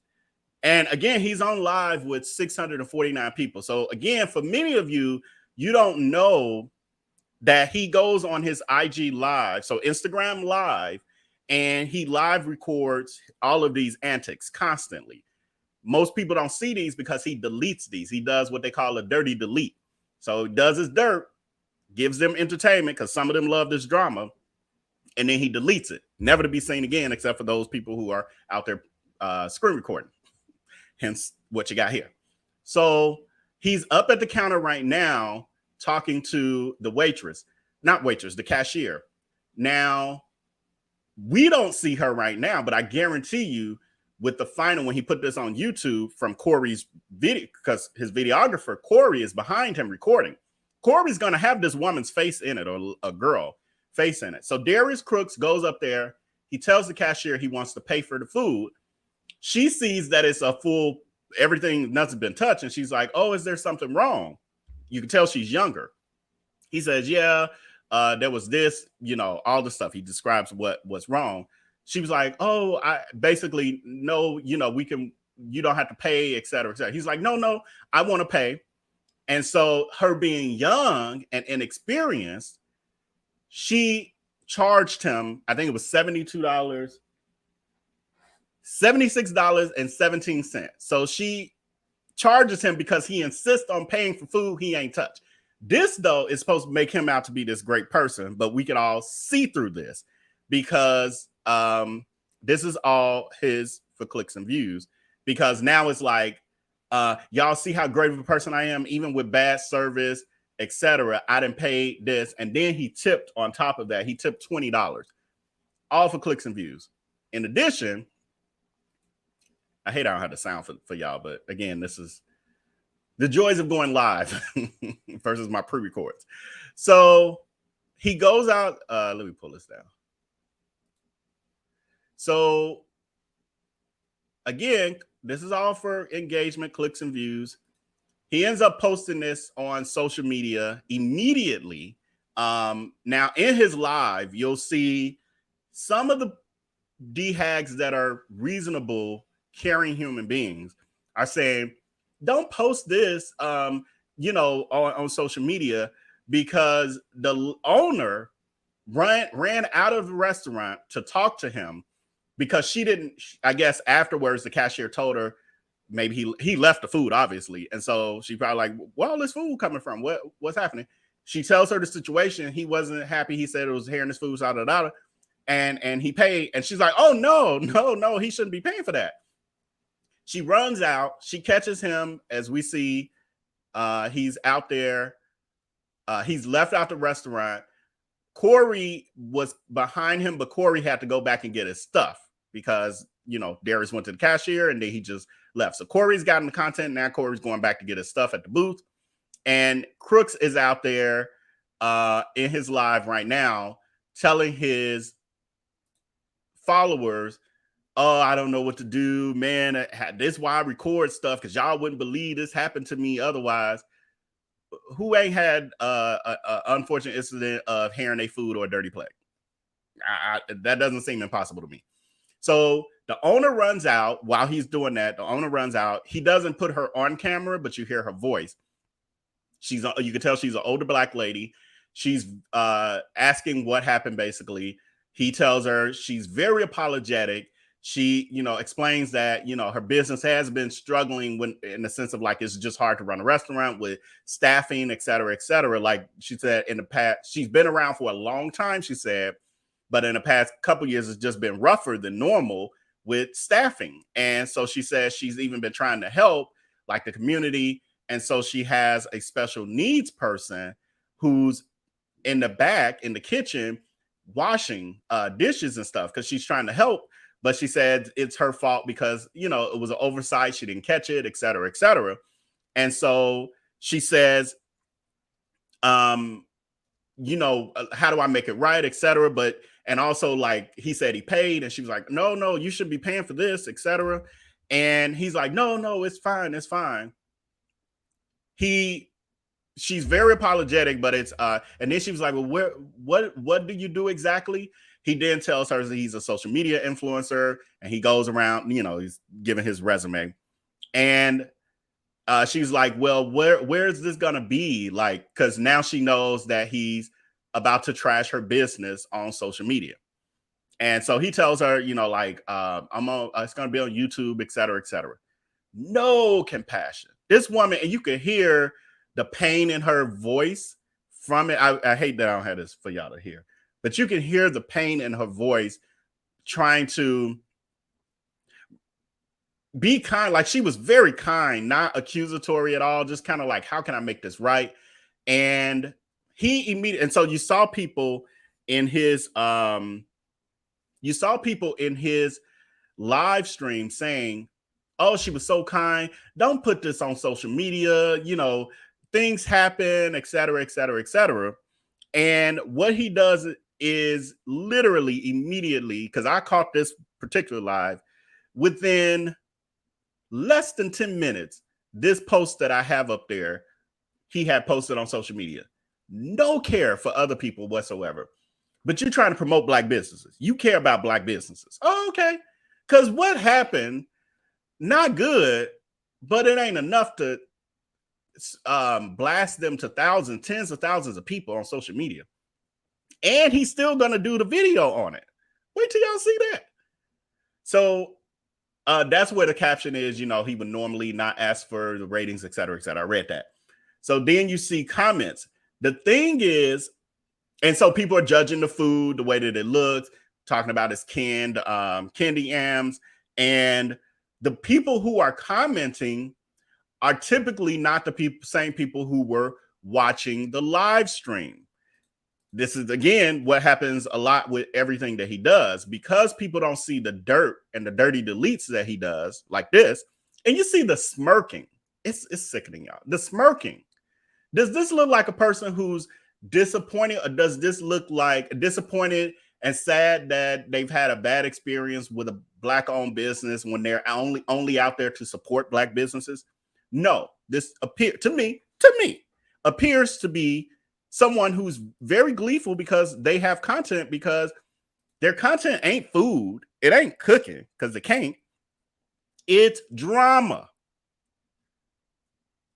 Give me y'all a poll. Does this look like someone disappointed with their experience? It look like somebody disappointed with their experience. So he does that. He posts all that. Then, to add insult to it, because this is how you know that he's a grifter and a cyberbully and a gaslighter. He then posts, so in addition to what I just showed y'all, so the post included this and then multiple pictures of the food, his plates, and the drinks and all of that. All of the stuff he did not touch. He then posts a receipt to prove that he paid for food that he was not satisfied with and did not touch. And so he shows that the total was $76.17.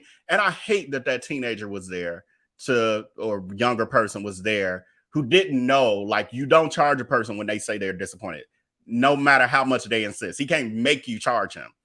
Hopefully, they probably reversed the charges. I'm sure the owner probably reversed the charges. But then in addition, so if you're unsatisfied, why are you tipping $20? You're tipping the supposedly tipping the $20 to gaslight the situation. And who posts their receipts? Who posts a receipt of going to a restaurant like this?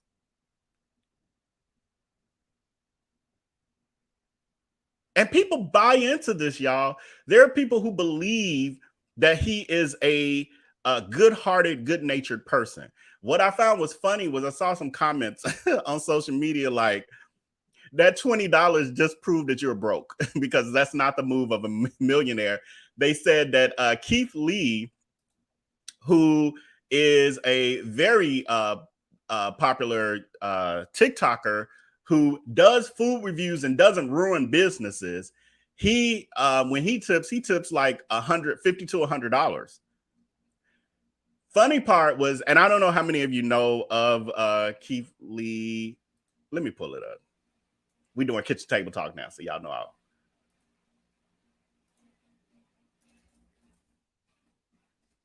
Keith Lee. TikTok.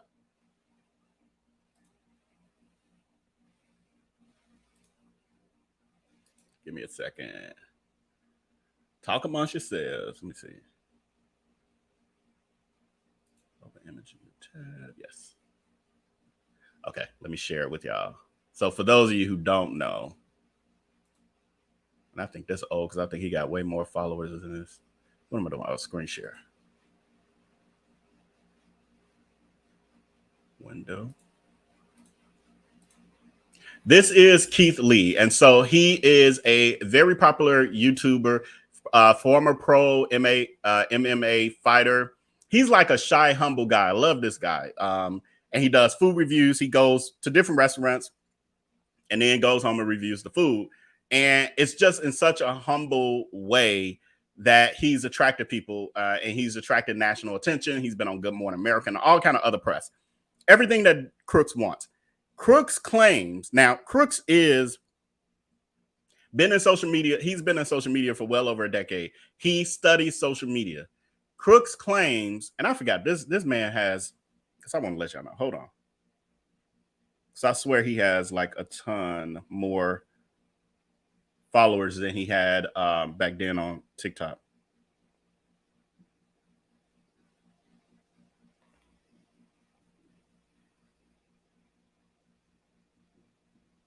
Keith Lee now, because I knew this was old. At this point, he had 859,000 followers on TikTok. As of today, he has 13 million followers on TikTok. And I don't know how many of you watch TikTok, all that, but that's huge. That's huge on TikTok. And someone in Darius Crooks' comments, and again, I have all these receipts, but I'm just talking off the cuff in the moment. They mentioned Keith Lee and asked if Darius Crooks asked him to collab, like, have you considered collabing with Keith Lee? And Darius Crooks said he doesn't know who Keith Lee is. He's like, I'm sorry, but I don't know who Keith Lee is. I swear if I really had a research team to search through all the video evidence we have, I'm like, I feel like I heard him mention Keith Lee before, or people talk about him in the chat, etc., and him respond. And he says he didn't know who Keith. I'm like, he is such a lying gaslighter. Let's do this poll question.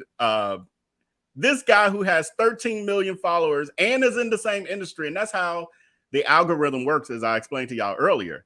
The algorithm is going to show you things in the niches that you are interested in and the things that you follow. He follows social media cooks, and even though he tries to act like he doesn't, he follows people because he copies. He's copying what he's doing. I mentioned all that to say he's copying Keith Lee's model. The problem is he's not a good human being. And so his social skills, now he's able to fake social skills, but in reality, he doesn't have the social skills and the more morality to be able to pull off what Keith Lee actually does.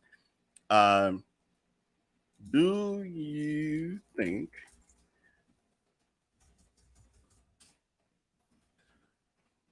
Darius Crooks knew who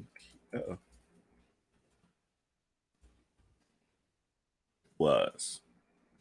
I'm saying basically, do you think that Darius Crooks knew who Keith Lee was prior to that person asking him to do a collaboration with him when he claimed that he didn't know? My poll question, I saw somebody saying they didn't understand the question, but I'm not sure exactly why. But my question was, does this, oh, it's a typo, that's why. Does this look like someone disappointed with their experience? 92% of you said no. 7% of you said yes. Okay, when you're disappointed, you smile. Disappointed, okay. I mean, people respond to things differently. But yeah, that was the bulk of it. Let me see what I had in this. But again, my point was and only to show y'all, because a lot of this stuff happens. There's someone on Twitter, well, they're on multiple platforms, but there's someone who's keeping track of a calendar, 2023 calendar, where they're posting every drama that Crooks has each month. So whatever the big, I don't have it handy, but whatever, because every month he's a stunt queen. Every month he has something happening for engagement, clicks, and views, some kind of drama every month. And so all the way up to now, we're in June, they have a major thing. We'll have to cover it because I don't have it handy. I wish I had it handy. Wait, hold on. Let me ask this question. Y'all answer that. Y'all, uh-oh, that's wrong. Do y'all have time to find the calendar? Find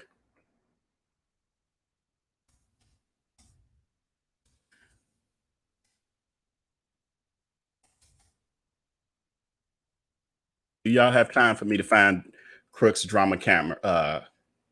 And based on y'all vote, then either we'll get ready to end this live, or y'all give me a couple minutes and I'm gonna give y'all a commercial break and I'm gonna find the calendar. Then I'm gonna give a quick little overview. Y'all love the mess. Y'all love the mess. If you don't have what y'all love is me giving the receipts on this criminal enterprise, this scampire ran by Darius Crooks. We're at 98%. Okay, I'm gonna give y'all this Velnito commercial again, trailer, and then I'm finna find it. I should be able to find it really quick because I remember seeing it. For one, I screenshot it, but I'll probably find it quicker just by going to the post.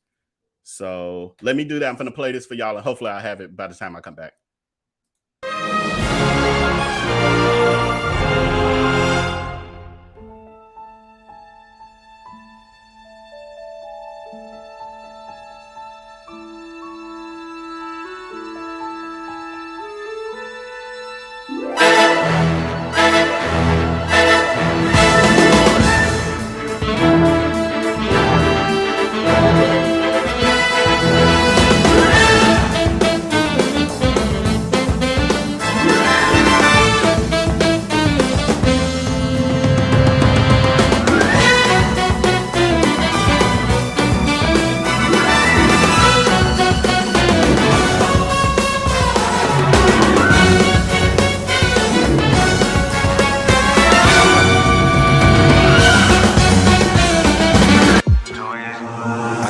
With my eyes closed, it's too easy.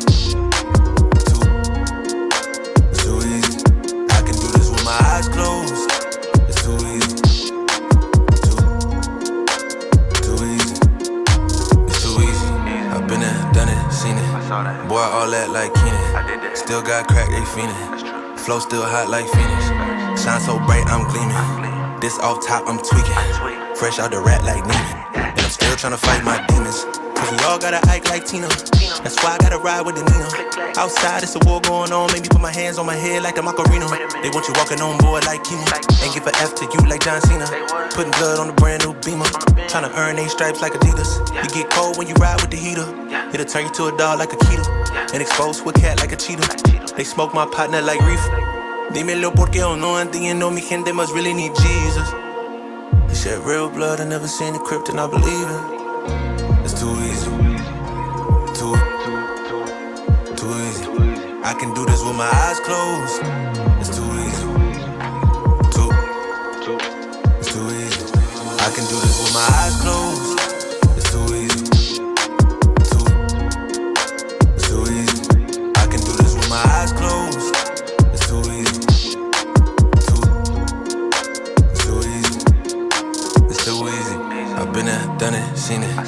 y'all just talk, don't live it.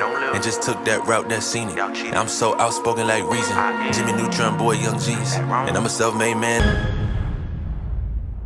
I actually interviewed Darius Cooks on my radio show. Might have been 5 or 6 years ago before he blew up on social media. And Justice was just articulate. He actually went on Periscope Live during the radio show and did his own show in the studio during the show that he was supposed to be on. But he's a narcissistic individual. And because of that, he's had many of these run-ins. I think there was a scandal a few years ago where he was doing fake credit repair for people and got sued. His restaurant got closed down, those sorts of things. I'm back. Look at God. I was nervous at first because it was taking me longer than I thought, and I was doing a lot of scrolling. But here's the countdown. I'm gonna be blocking my face sometimes. So I don't know the original source of this, and then I don't always know who's okay with their name being out, etc. And so that's why I'm hesitant to say. But thank you to the person who creates this calendar and they track it every month. I think it was a brilliant idea. And I'm working on some stuff that's this sparked some ideas. But this is the 2023 calendar of Darius Crooks tricks and stunts drama.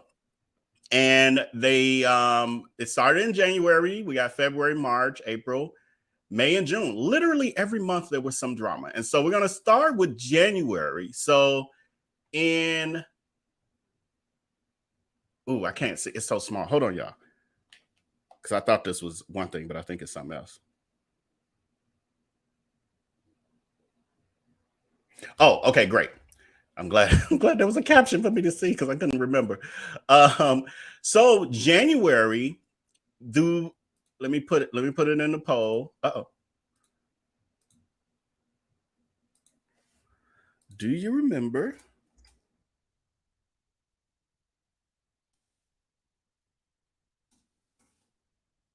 Granda Mahala drama.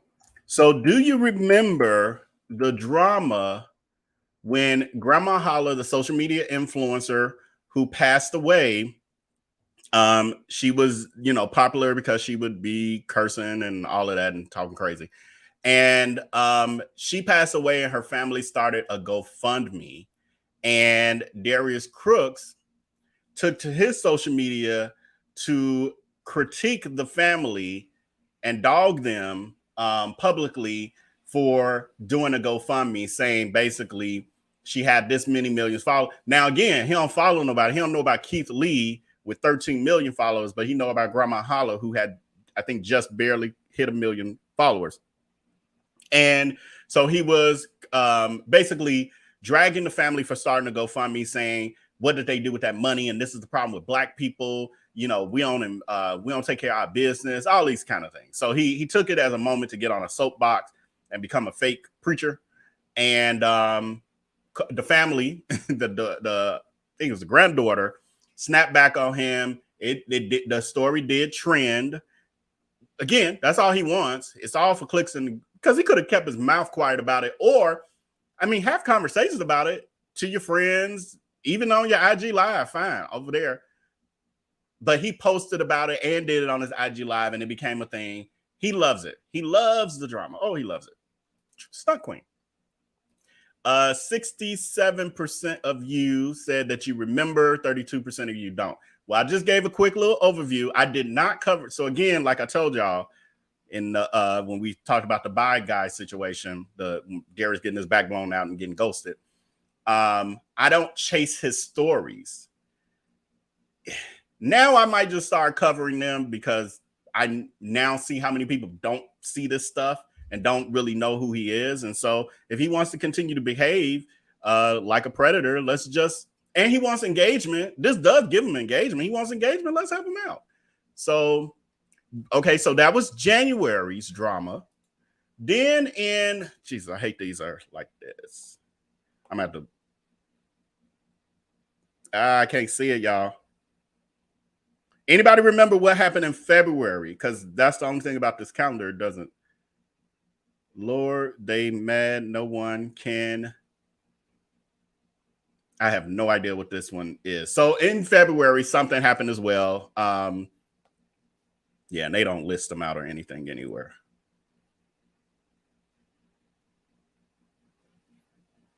That would be my only recommendation, is that we put a little caption so we know what they mean. Okay. Anyway, that happened. Something happened. I had to come back to y'all on that. Again, I don't follow him as much as people think that I really be following him. Like, I don't. So, like, I don't know off the top of my head. I have to look back. Then we had in March. Yeah. In March, something happened. I don't know off the top of my head. Something happened, but they just got colors. But there was drama in March. Then we get to April. April, I know what happened. If y'all remember what happened, put it in the chat. That because I'm pretty sure I've heard of it. Maybe. So if you know what happened in February and March with Crooks drama, let me know. So then in April, we know the Juanito situation happened. So again, we just talked about the situation with the restaurants in I'm looking at 3 That Girl, Steph 2. What does that mean? March is be a snack. Oh, okay. Be a snack. Can you put spaces? I'm like, what kind of word is be a snack? Okay, thank you so much for that. 3 That Girl. Okay, okay, we'll go back. So then in March, he started. Oh, that's what those are supposed to be. Yeah, in these captions, that would be my only. I mean, it ain't my thing. Thank you. The idea is brilliant, but the caption will help. Because again, we have to keep in mind that people who are looking at these things, the people who, you know, you're trying to expose him, and so you're trying to. And I see this a lot. You're trying to expose him, and you're trying to get people who don't really know what he's up to and think they only see what he's given on the surface. You're trying to show them all this stuff that's really happening, but they don't know from a thumbnail what that means. So you got to put a caption and be more detailed than like the receipts and all the stuff that gets shared. But anyway, so this Be a Snack was March, where he started a adult toy line, and which I think he's not even selling on now because he got kicked off of I think Shopify. I can't remember which platform. One of them kicked him off. He claims that they don't process adult toy line sales through there. I don't know if I believe that. However, so he was saying he was trying to find a new payment method. People were recommending PayPal. He said he don't F with PayPal. PayPal don't F. Sorry. PayPal don't F with him because of the fact that he did scams on PayPal years ago. So he can't get on PayPal. So anyway, so it's not being, last I knew, y'all let me know in the chat. Last I knew, it wasn't being sold anymore. He was trying to find a new payment system or whatever. He was working on it or whatever.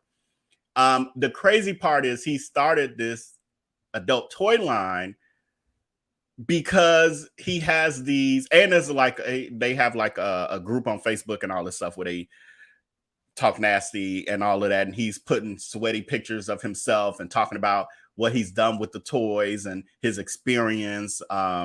But he's done all of that on his IG Live, so now he's profiting off of it. Everything's for engagement and potential capital.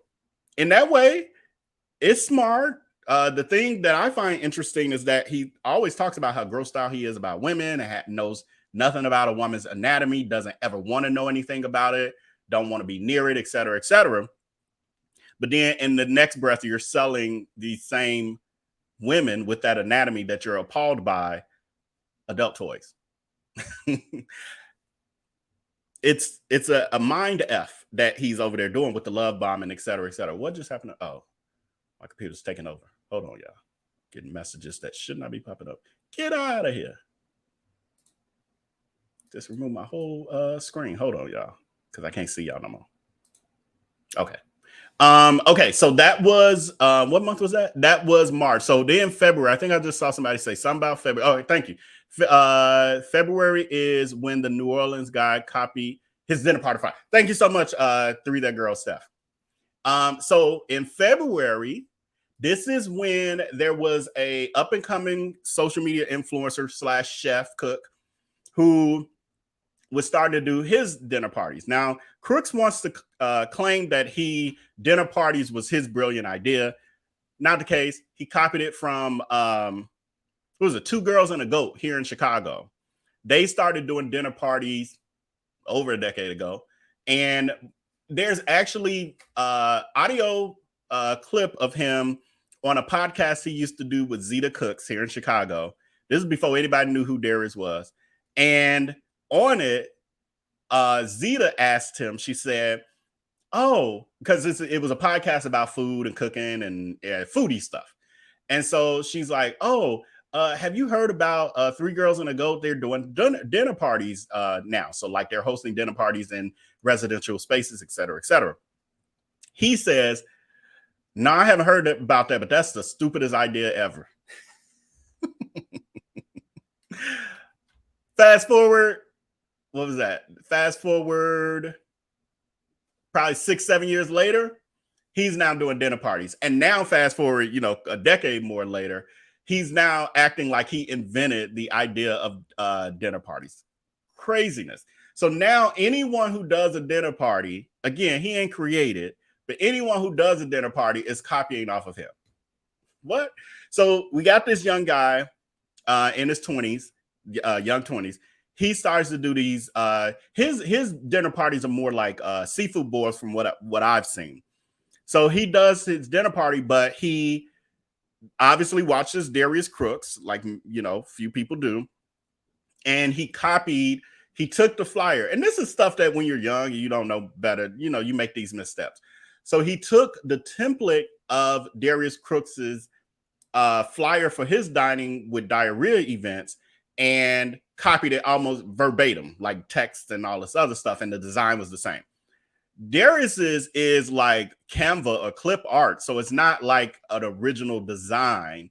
The guy used that design and then, but he did like plagiarize what was there. He copied without changing enough stuff, so you could clearly see that he got it from Darius Crooks. Darius I don't know if Darius actually reached out to him personally. It's been a minute. But long story short, instead of handling that behind the scenes, like I've had people copyright or steal things, plagiarize things from me. I have had it happen. Have y'all ever heard me talk about it? Have y'all ever heard me call out any other YouTuber or social media person for taking my things? No, I handle it behind the scenes. Kindly ask them to remove it, et cetera, which is what I've done. And then learn to like watermark your stuff so you don't have that happen as much. But again, everything is for engagement with Crooks.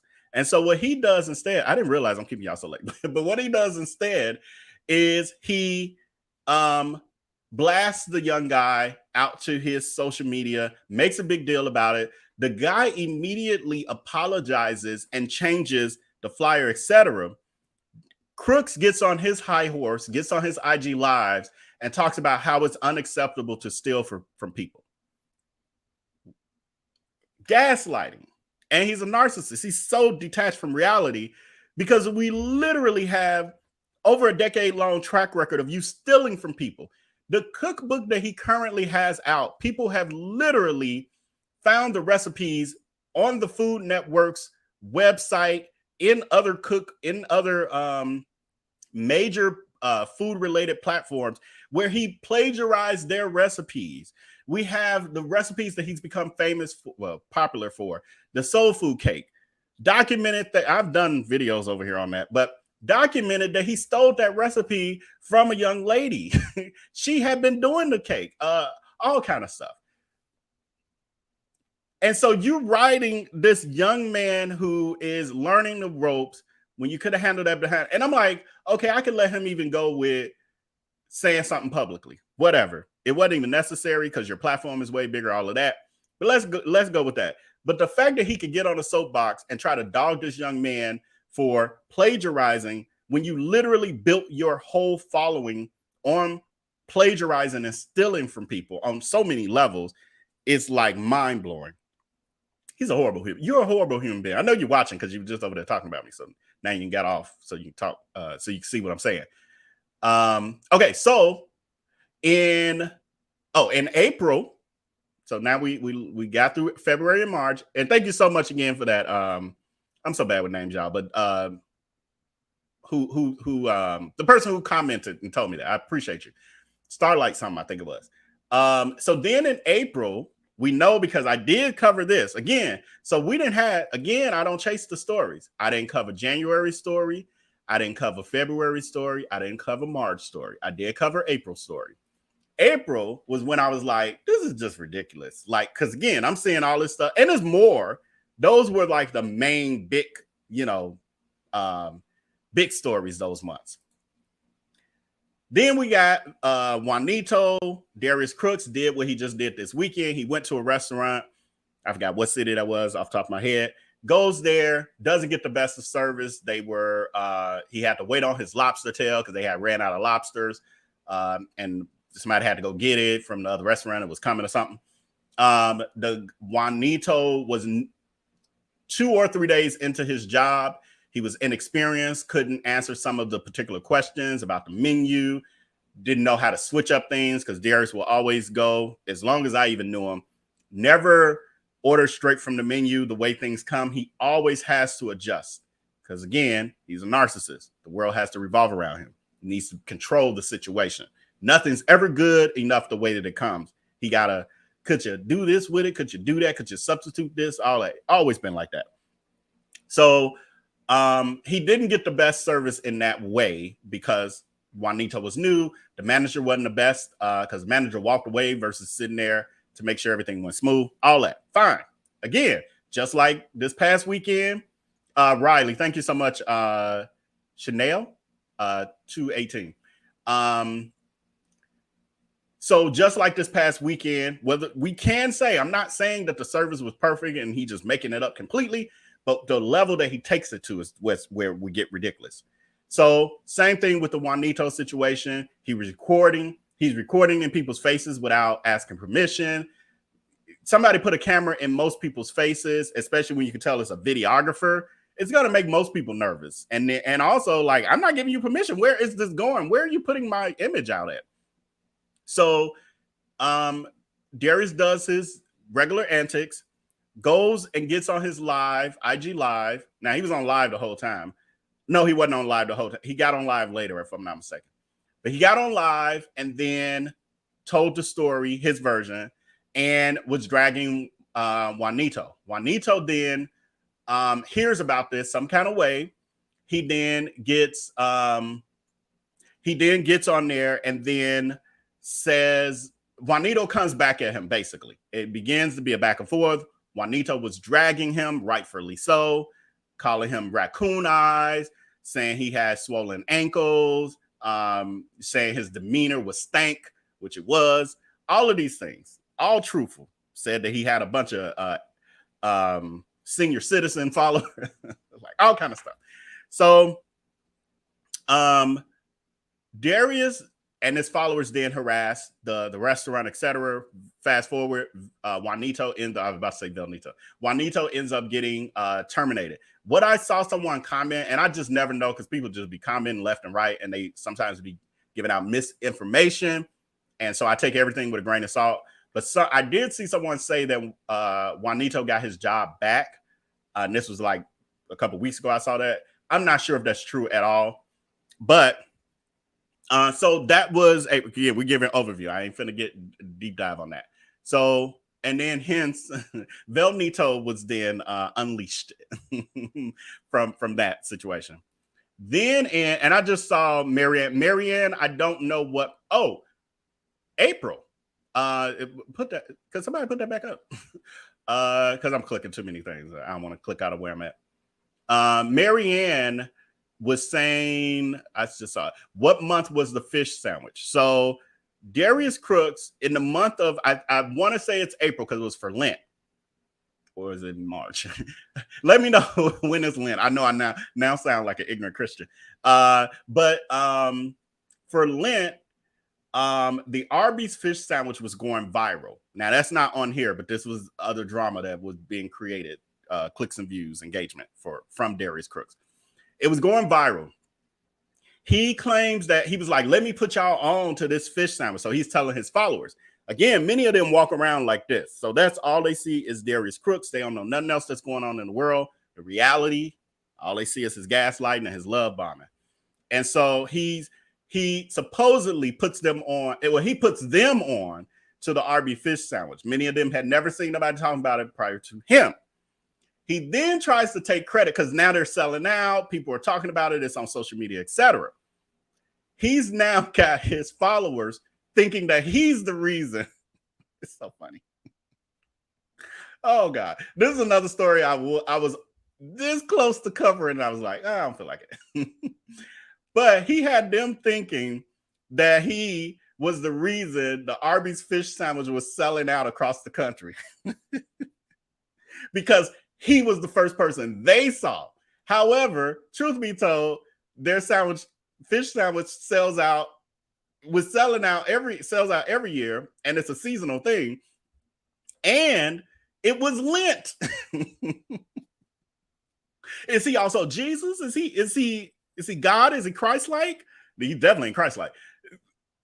Is he the Messiah? What? So they are now, then he tells them, he went as far as to tell them, and I got it. Now, y'all know I got it. I got it. We ain't finna take no more breaks. He goes as far as to post for them to spam Arby's, the corporation, like on social media, and he was like, y'all, I never asked y'all to do these sort of things, but can y'all hit up Arby's and basically try to get an endorsement deal for him from Arby's.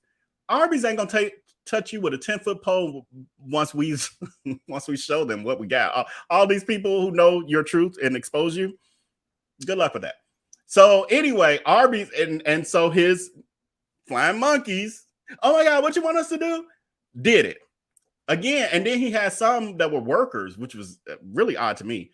One was a worker who took a picture of her working at Arby's saying, "You sure got our sandwiches selling out." What? Oh, you gotta love it. You gotta love it. They're so delusional. So Arby's then responds with a tweet saying, "No need to message us. We see." Have you seen an endorsement deal from Arby's? Yeah, no. So what I saw later was that what Darius Crooks did, in fact, is what he always does. Because he does have a larger platform than most, he'll pay attention to smaller influencers, grab something they're doing. This is, again, with his plagiarizing and all of that comes in at. He'll grab something they're doing because no one is seeing it because they're smaller or not a lot of people. He'll take it as his own and then present it. And because he's larger and he, of course, got attention first from a larger amount of people, people assume he's the first person doing it. Same thing happened with the Arby's thing. When I looked back and I was doing, again, because I was this close to talking to y'all about it, this close. So y'all got to stay in my ear and be like, don't keep your foot on his neck. I've been seeing a lot of those comments lately in the comments. Just keep reminding me, keep your foot on his neck, and then y'all will be getting this stuff. So I was this close to cover it, so I had pulled some stuff.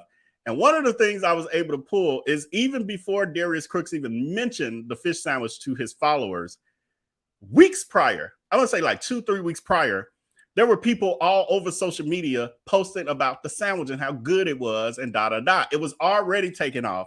And this is like a little social media behind the scenes or tip, is when you're trying to grow your platform and get clicks and views and jump on viral moments, the key is to jump on when it's starting to rise. And then if you do that, then you hop on that rise and you hit the peak. If you wait until it peaks, it's too late. It's now going to start going down. You're not going to get all the impressions, etc. He knows this. And so that's what he did. He saw the smaller influencers or whatever videos, wherever he caught them at, he'd be on TikTok and stuff. And he took that idea, ran to Arby's and like, "Ooh, y'all, this sandwich so good, y'all. I'm finna put y'all on to something." Not saying I saw this somewhere, blah, blah, blah. That ain't even on this. Thank you for that, Marianne, but this ain't on the list. Let's stay on topic, y'all. We gotta get out of here. Okay, so then our last two. So then we have what was that? May was, I did talk about this, but I haven't gone as in depth on this as I plan to. So we have the cookware line that mysteriously hits eBay and I'm forgetting the name. Y'all let me know the names of the stores that these his cookware line is now into. Not because of him now. Let me give clarification. Darius Crooks ain't doing a Tabitha Brown where her stuff is in Target and Ulta Beauty and all of that. This ain't what we're talking about. We're talking about Darius Crooks lost his he had a shipment coming in from Asia or wherever. And from Alibaba, which is where he buys everything, and then he just brands, he puts his logo on it, but he's not the manufacturer, etc. It's like the Amazon of everything, basically. But you can brand things through them. That's what they are. And everything is made in Asia and is shipped over here. So, and you buy it in bulk. And so that's what he does with all of his cookware, everything from the skillets, the utensils, all the stuff you see coming out, it's all coming from Alibaba. You can buy it yourself about 600% cheaper than what he's charged, because he marks up everything about 600+%. That's why he can do those deep 60% off sales and all of that, because he's still making a killing off his flying monkeys. So all of a sudden his stuff is all over eBay and all of that, and now in stores where you can buy it and they're like at a fraction of the cost. Y'all see, I'd be so tempted to like dig deep because I was about to say, let me pull up the images of the difference in pricing. So his skillet, for instance, he sells for a little over $100. I think $100 or $120. The skillet is like in the stores for $20, that kind of thing. So what it was that he, if any of you follow him, you know about Skilletgate, where people weren't getting their skillets. And he kept saying it was on back order. Oh, no, he was saying the container ship. The issue they had was shipping with that container ship that shifted in the canal and ships couldn't get through, etc. He used that as the reason why the stuff wasn't coming in. The truth is, for some reason, now this multimillionaire, so he say, didn't have the money to pay the taxes at customs and to pay to get that to get his shipping containers for them to release them. Maybe he didn't know he was going to have to, up all that money or something all at once. I don't know. But long story short, they, I guess, hold that stuff for a certain amount of time and then they auction it off. His stuff got auctioned off, which then lets you know that he's gaslighting about his amount of wealth.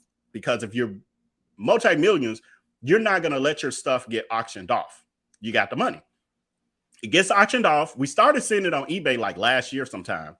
Then all of a sudden it hit these major, like big retail stores. Ollie's, thank you, Nicole Driver. Right, Ollie's. We don't have that here in the at least where I'm at in the Midwest.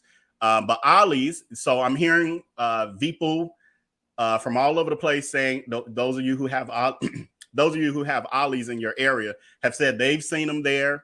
And then eBay, and there was some other website too that has like a Facebook page. And so they're selling not just the skillets, it's the slow cookers and all kind of stuff. All his stuff is now in those stores. Yet he still sells them on his warehouse. So one of the D-hags got wind of that information and mentioned it in one of his live streams and said, hey, why is your stuff on eBay and in Ollie's now? He says, I don't manufacture this stuff. I don't know. That I use a third party, and they could do with that stuff what they want to do with it. What? That's supposed to be your brand. That's supposed to be intellectual property. That's supposed to be your copyrighted logo. People they cannot just do that. But if you didn't pay your bill and they had to confiscate and auction off your container, yes, I could see that happening. So he pleads ignorance with that. That's what he'll do all the time. He'll plead ignorance with a situation when he really gets caught up. He'll be like, I don't know nothing about that. I ain't heard about that. Now all of a sudden you don't know how your products, and you seem unconcerned that your products that you're upcharging 600% plus and are supposed to be exclusive to your website. You don't care that they're all over the US and all over eBay. What? That don't even make sense. What is Turn 7, Don? Is that a store? I never heard of Turn 7. So I guess I guess is that a store? So I guess they're at turn 7 too, maybe, if that's a store. So yeah, so that was, and that's in short. Again, I'm giving overviews. And then of course we have June. So and that's, you know, him outing the guy. That just happened. We ain't even done with the month. So there'll be, well, and I just gave y'all another story just from this weekend of him dragging the soul food restaurant, although you're supposedly all for Black-owned businesses. And then I see him again. We'll see if I get around to it, but eventually I will. But all the Black-owned businesses that he's dragged over the years. I can't believe this live is going as long as it is, because I thought I was going to be out of here in like an hour and a half. Okay, so I'm going to read the comments and then we are getting out of here. See what y'all be doing to me? Thank you, Don. Okay, turn 7 is a store, so it's also in turn 7. That means it's a lot of product out there. Because y'all know, if it was just, I feel like it's probably more than one freight container. He took a picture years ago, like a year ago, of like 4 or 5 freight containers with his boxes, and they seem to be like the trucks were full to the rim. And it makes me wonder if all 4 of those or 5 of those trucks are what we're seeing in all these stores nationwide. Because that's not just one truckload of stuff. Y'all, let's do a poll. Do you think it's just one truckload of product out? Do you think the stuff, now we're telling you, this stuff is nationwide on eBay, another website I can't think of. Who is that? A of 520, those 40,000 skillets spread out. Exactly. Plus, though, like 40,000 skillets plus the slow cookers and all kind of other stuff. Again, I did a live a while back, weeks ago, or whatever it was, that showed that. So how does your stuff get out there like that? It's just crazy. And the crazy part is they're still, the D-Hags, Flying Monkeys, still over there paying him an extra 600%. But that's how you know that it's not about, it's really a fandom going on over there. It's about the love bombing. It's really just to be able to touch the hem of his garment. And then the ignorance, there are those who just are ignorant and don't know all this other stuff is happening. They're just oblivious to it. We got 95% of y'all who says you don't think it's just one truckload of product out there. I mean, I'm curious of the 5%. Why would you vote that you do think it's only one truckload? Because one truckload cannot service Ollie's, which seems to be a department store like a Marshall's or something, is what I'm gathering. And there are multiple locations, because I've seen multiple people telling me that they just seen it at their local Ollie's. On top of that, again, there have been people on there have been people on eBay and all kind of other websites. That stuff is all over the place. So that's more than one truckload. And I see that that number increasing. I'd be interested in some of the outliers, why y'all, what your thinking is behind those things. I bet his voice is high and whiny. Lord better sell those IAmVellB pots. Okay.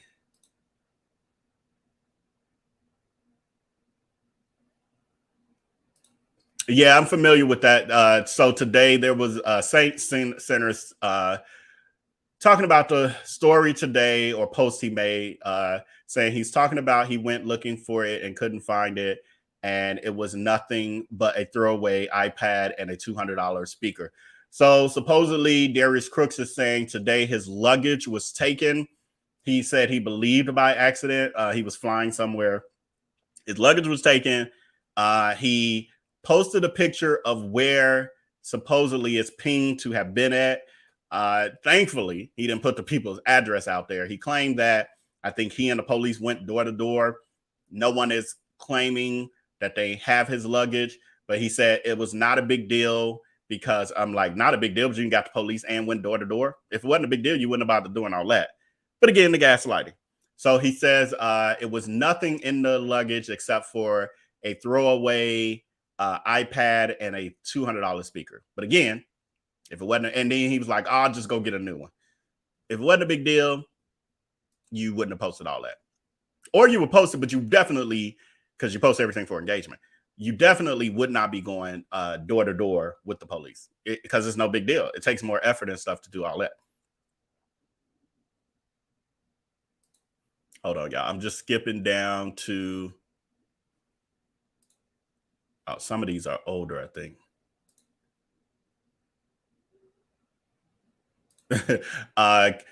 Kim Fashionably is saying his food is canned as well. You're right. So his followers were dogging the food at the restaurant from the plate, the pictures that he posted, and they were talking about how it looked like canned food, etc. And Kim is reminding us that, or them, that his food is canned as well. He talks about how he shops for cheap groceries and all of that, and then overcharges them for it. Vel, are you going to talk about Mexico? I don't know what that means, Sweet Diva. I don't know if that's some new information. I don't know. Okay. Trying to see what comments.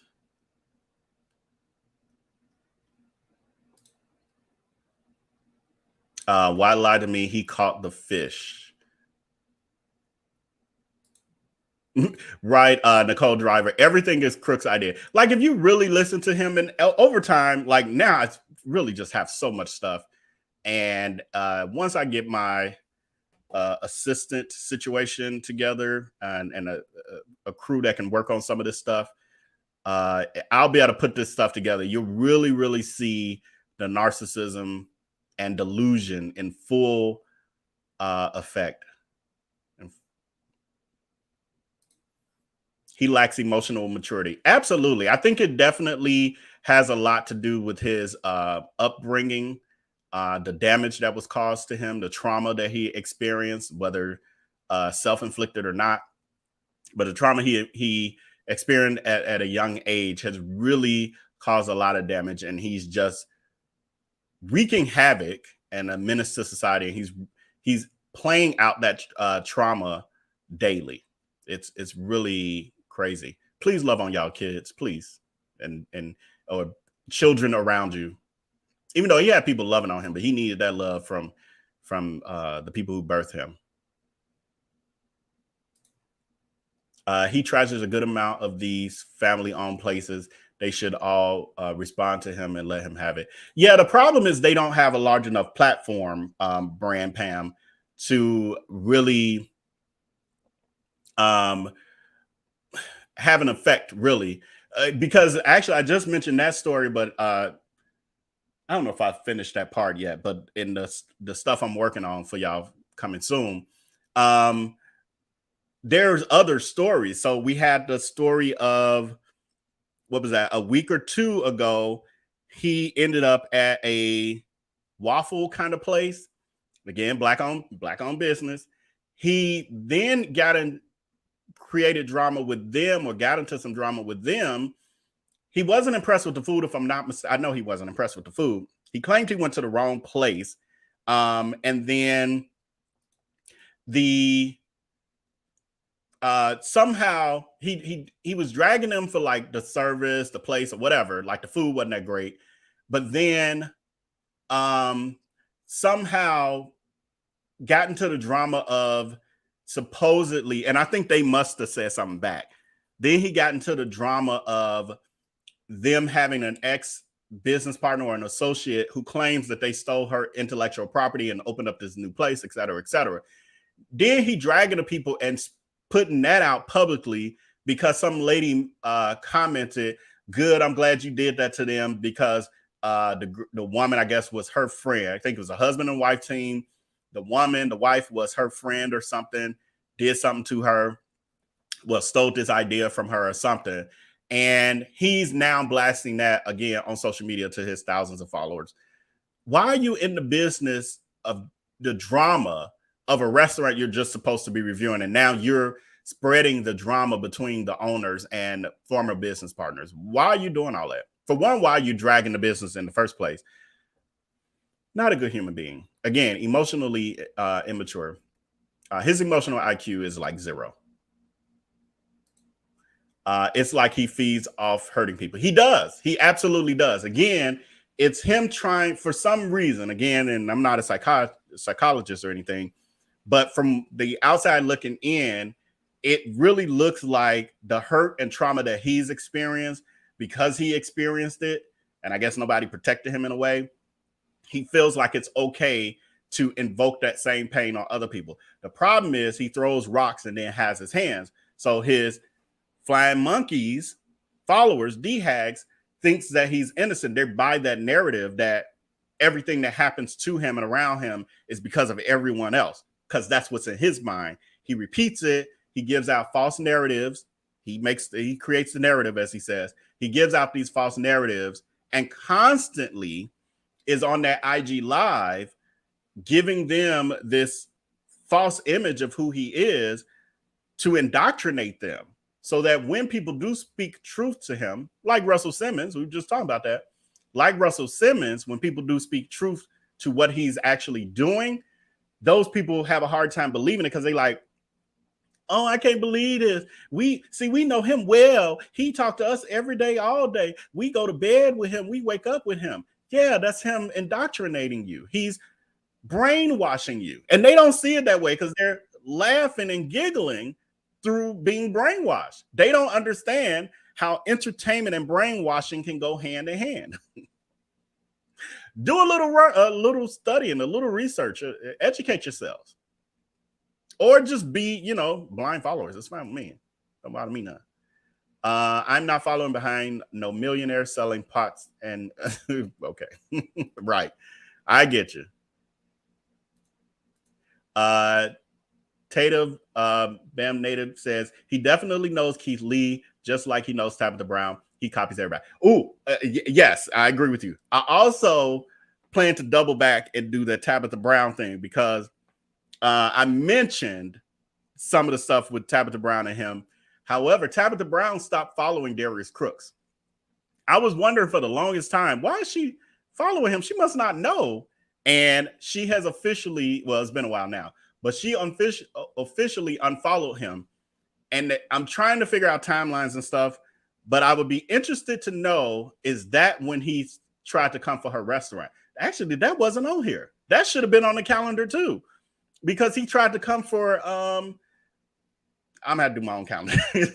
He tried to come for Tabitha Brown and her restaurant being closed. Well, really it was, the restaurant is closed, but it was a business partner. She was in a business, it was a partnership. So she wasn't really running. She ain't like him. She wasn't there flipping, dropping chicken, dropping, what do they call it? Tofu. She wasn't dropping tofu in the deep fryer. But anyway, he tried to come for her. But I was wondering, is it that he was comfortable trying to come for her and trying to get his flying monkeys to turn on her because she finally unfollowed him? He's very sensitive like that.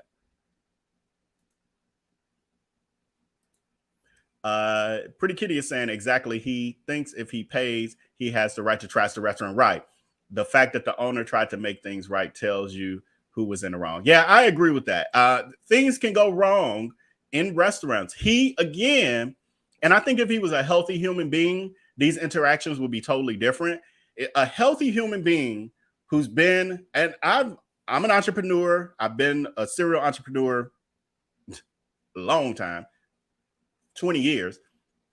And so because of that experience, have a level of empathy and sympathy for other entrepreneurs because I'm a healthy human being. I'm a caring human being.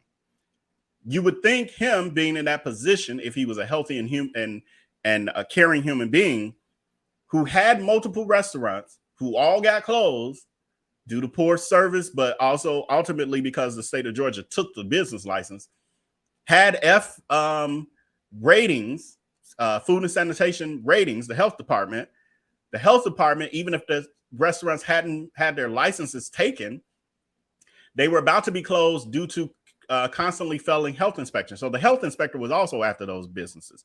So you would think if you were a person who had those sort of experiences in running restaurants, that you would definitely have sympathy for some of the petty stuff that he goes in on other restaurants about. Hence, you know, the service that wasn't that great that he had with Juanito. And then, you know, this weekend with a dirty plate and, you know, hair in the food. It's not good. It's not healthy, all the good stuff. But you would think he would have more sympathy. But that's just not, he's not a healthy human being. Okay, we only got a couple more, and then we're gonna get out of here because we had 2 hours and 30 something minutes.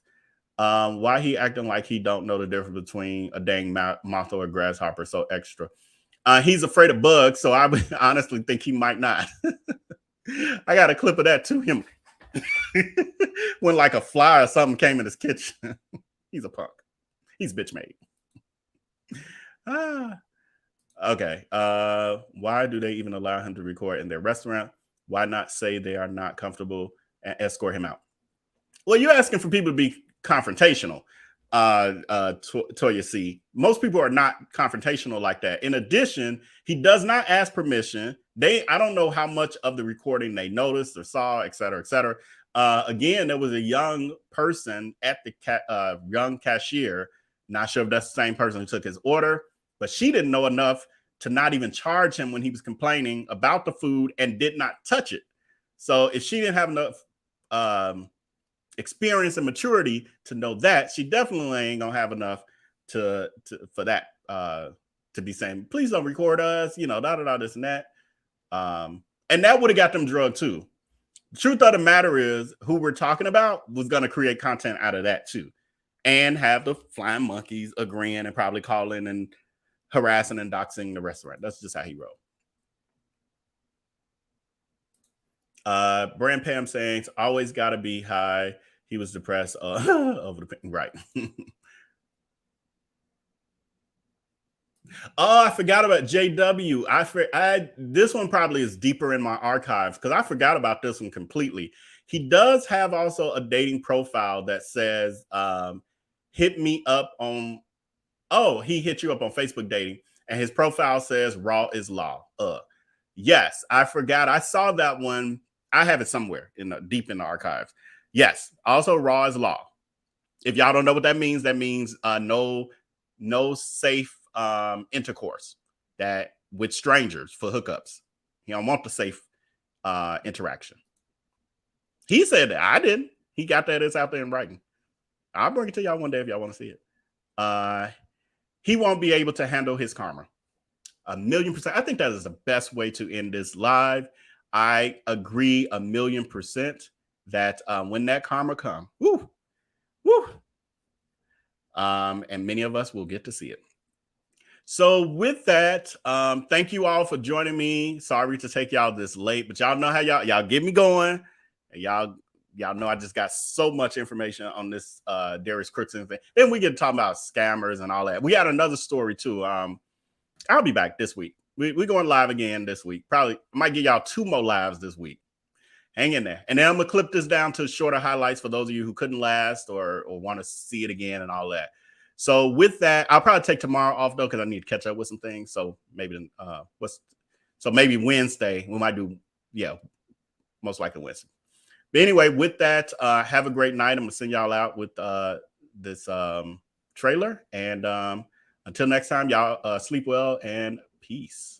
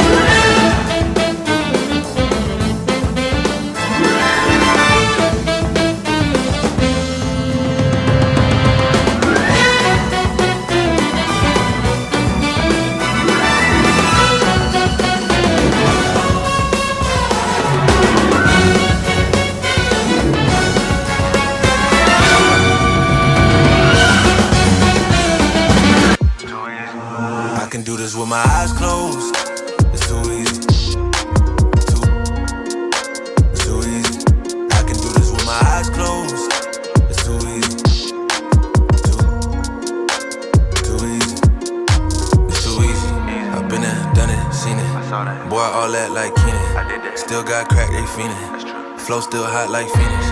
Shine so bright, I'm gleaming. This off top, I'm tweaking. Fresh out the rat like Neiman. And I'm still tryna fight my demons. Cause we all gotta act like Tina. That's why I gotta ride with the Nina. Outside, it's a war going on. Maybe put my hands on my head like the Macarena. They want you walking on board like Kima. And give an F to you like John Cena. Putting blood on the brand new Beamer. Tryna earn 8 stripes like Adidas. You get cold when you ride with the heater. It'll turn you to a dog like a keto. And expose to a cat like a cheetah. They smoke my partner like reefer. Dímelo porque o no entiendo. Mi gente must really need Jesus. They shed real blood. I never seen the crypt and I believe it. It's too easy. Too easy. I can do this with my eyes closed. It's too easy. It's too easy. I can do this with my eyes closed. It's too easy. It's too easy. I can do this with my eyes closed. It's too easy. It's too easy. It's too easy. I've been there, done it, seen it. Y'all just talk, don't live it. And just took that route, that seen it. And I'm so outspoken like Reason. Jimmy Neutron, boy, Young G's. And I'm a self-made man.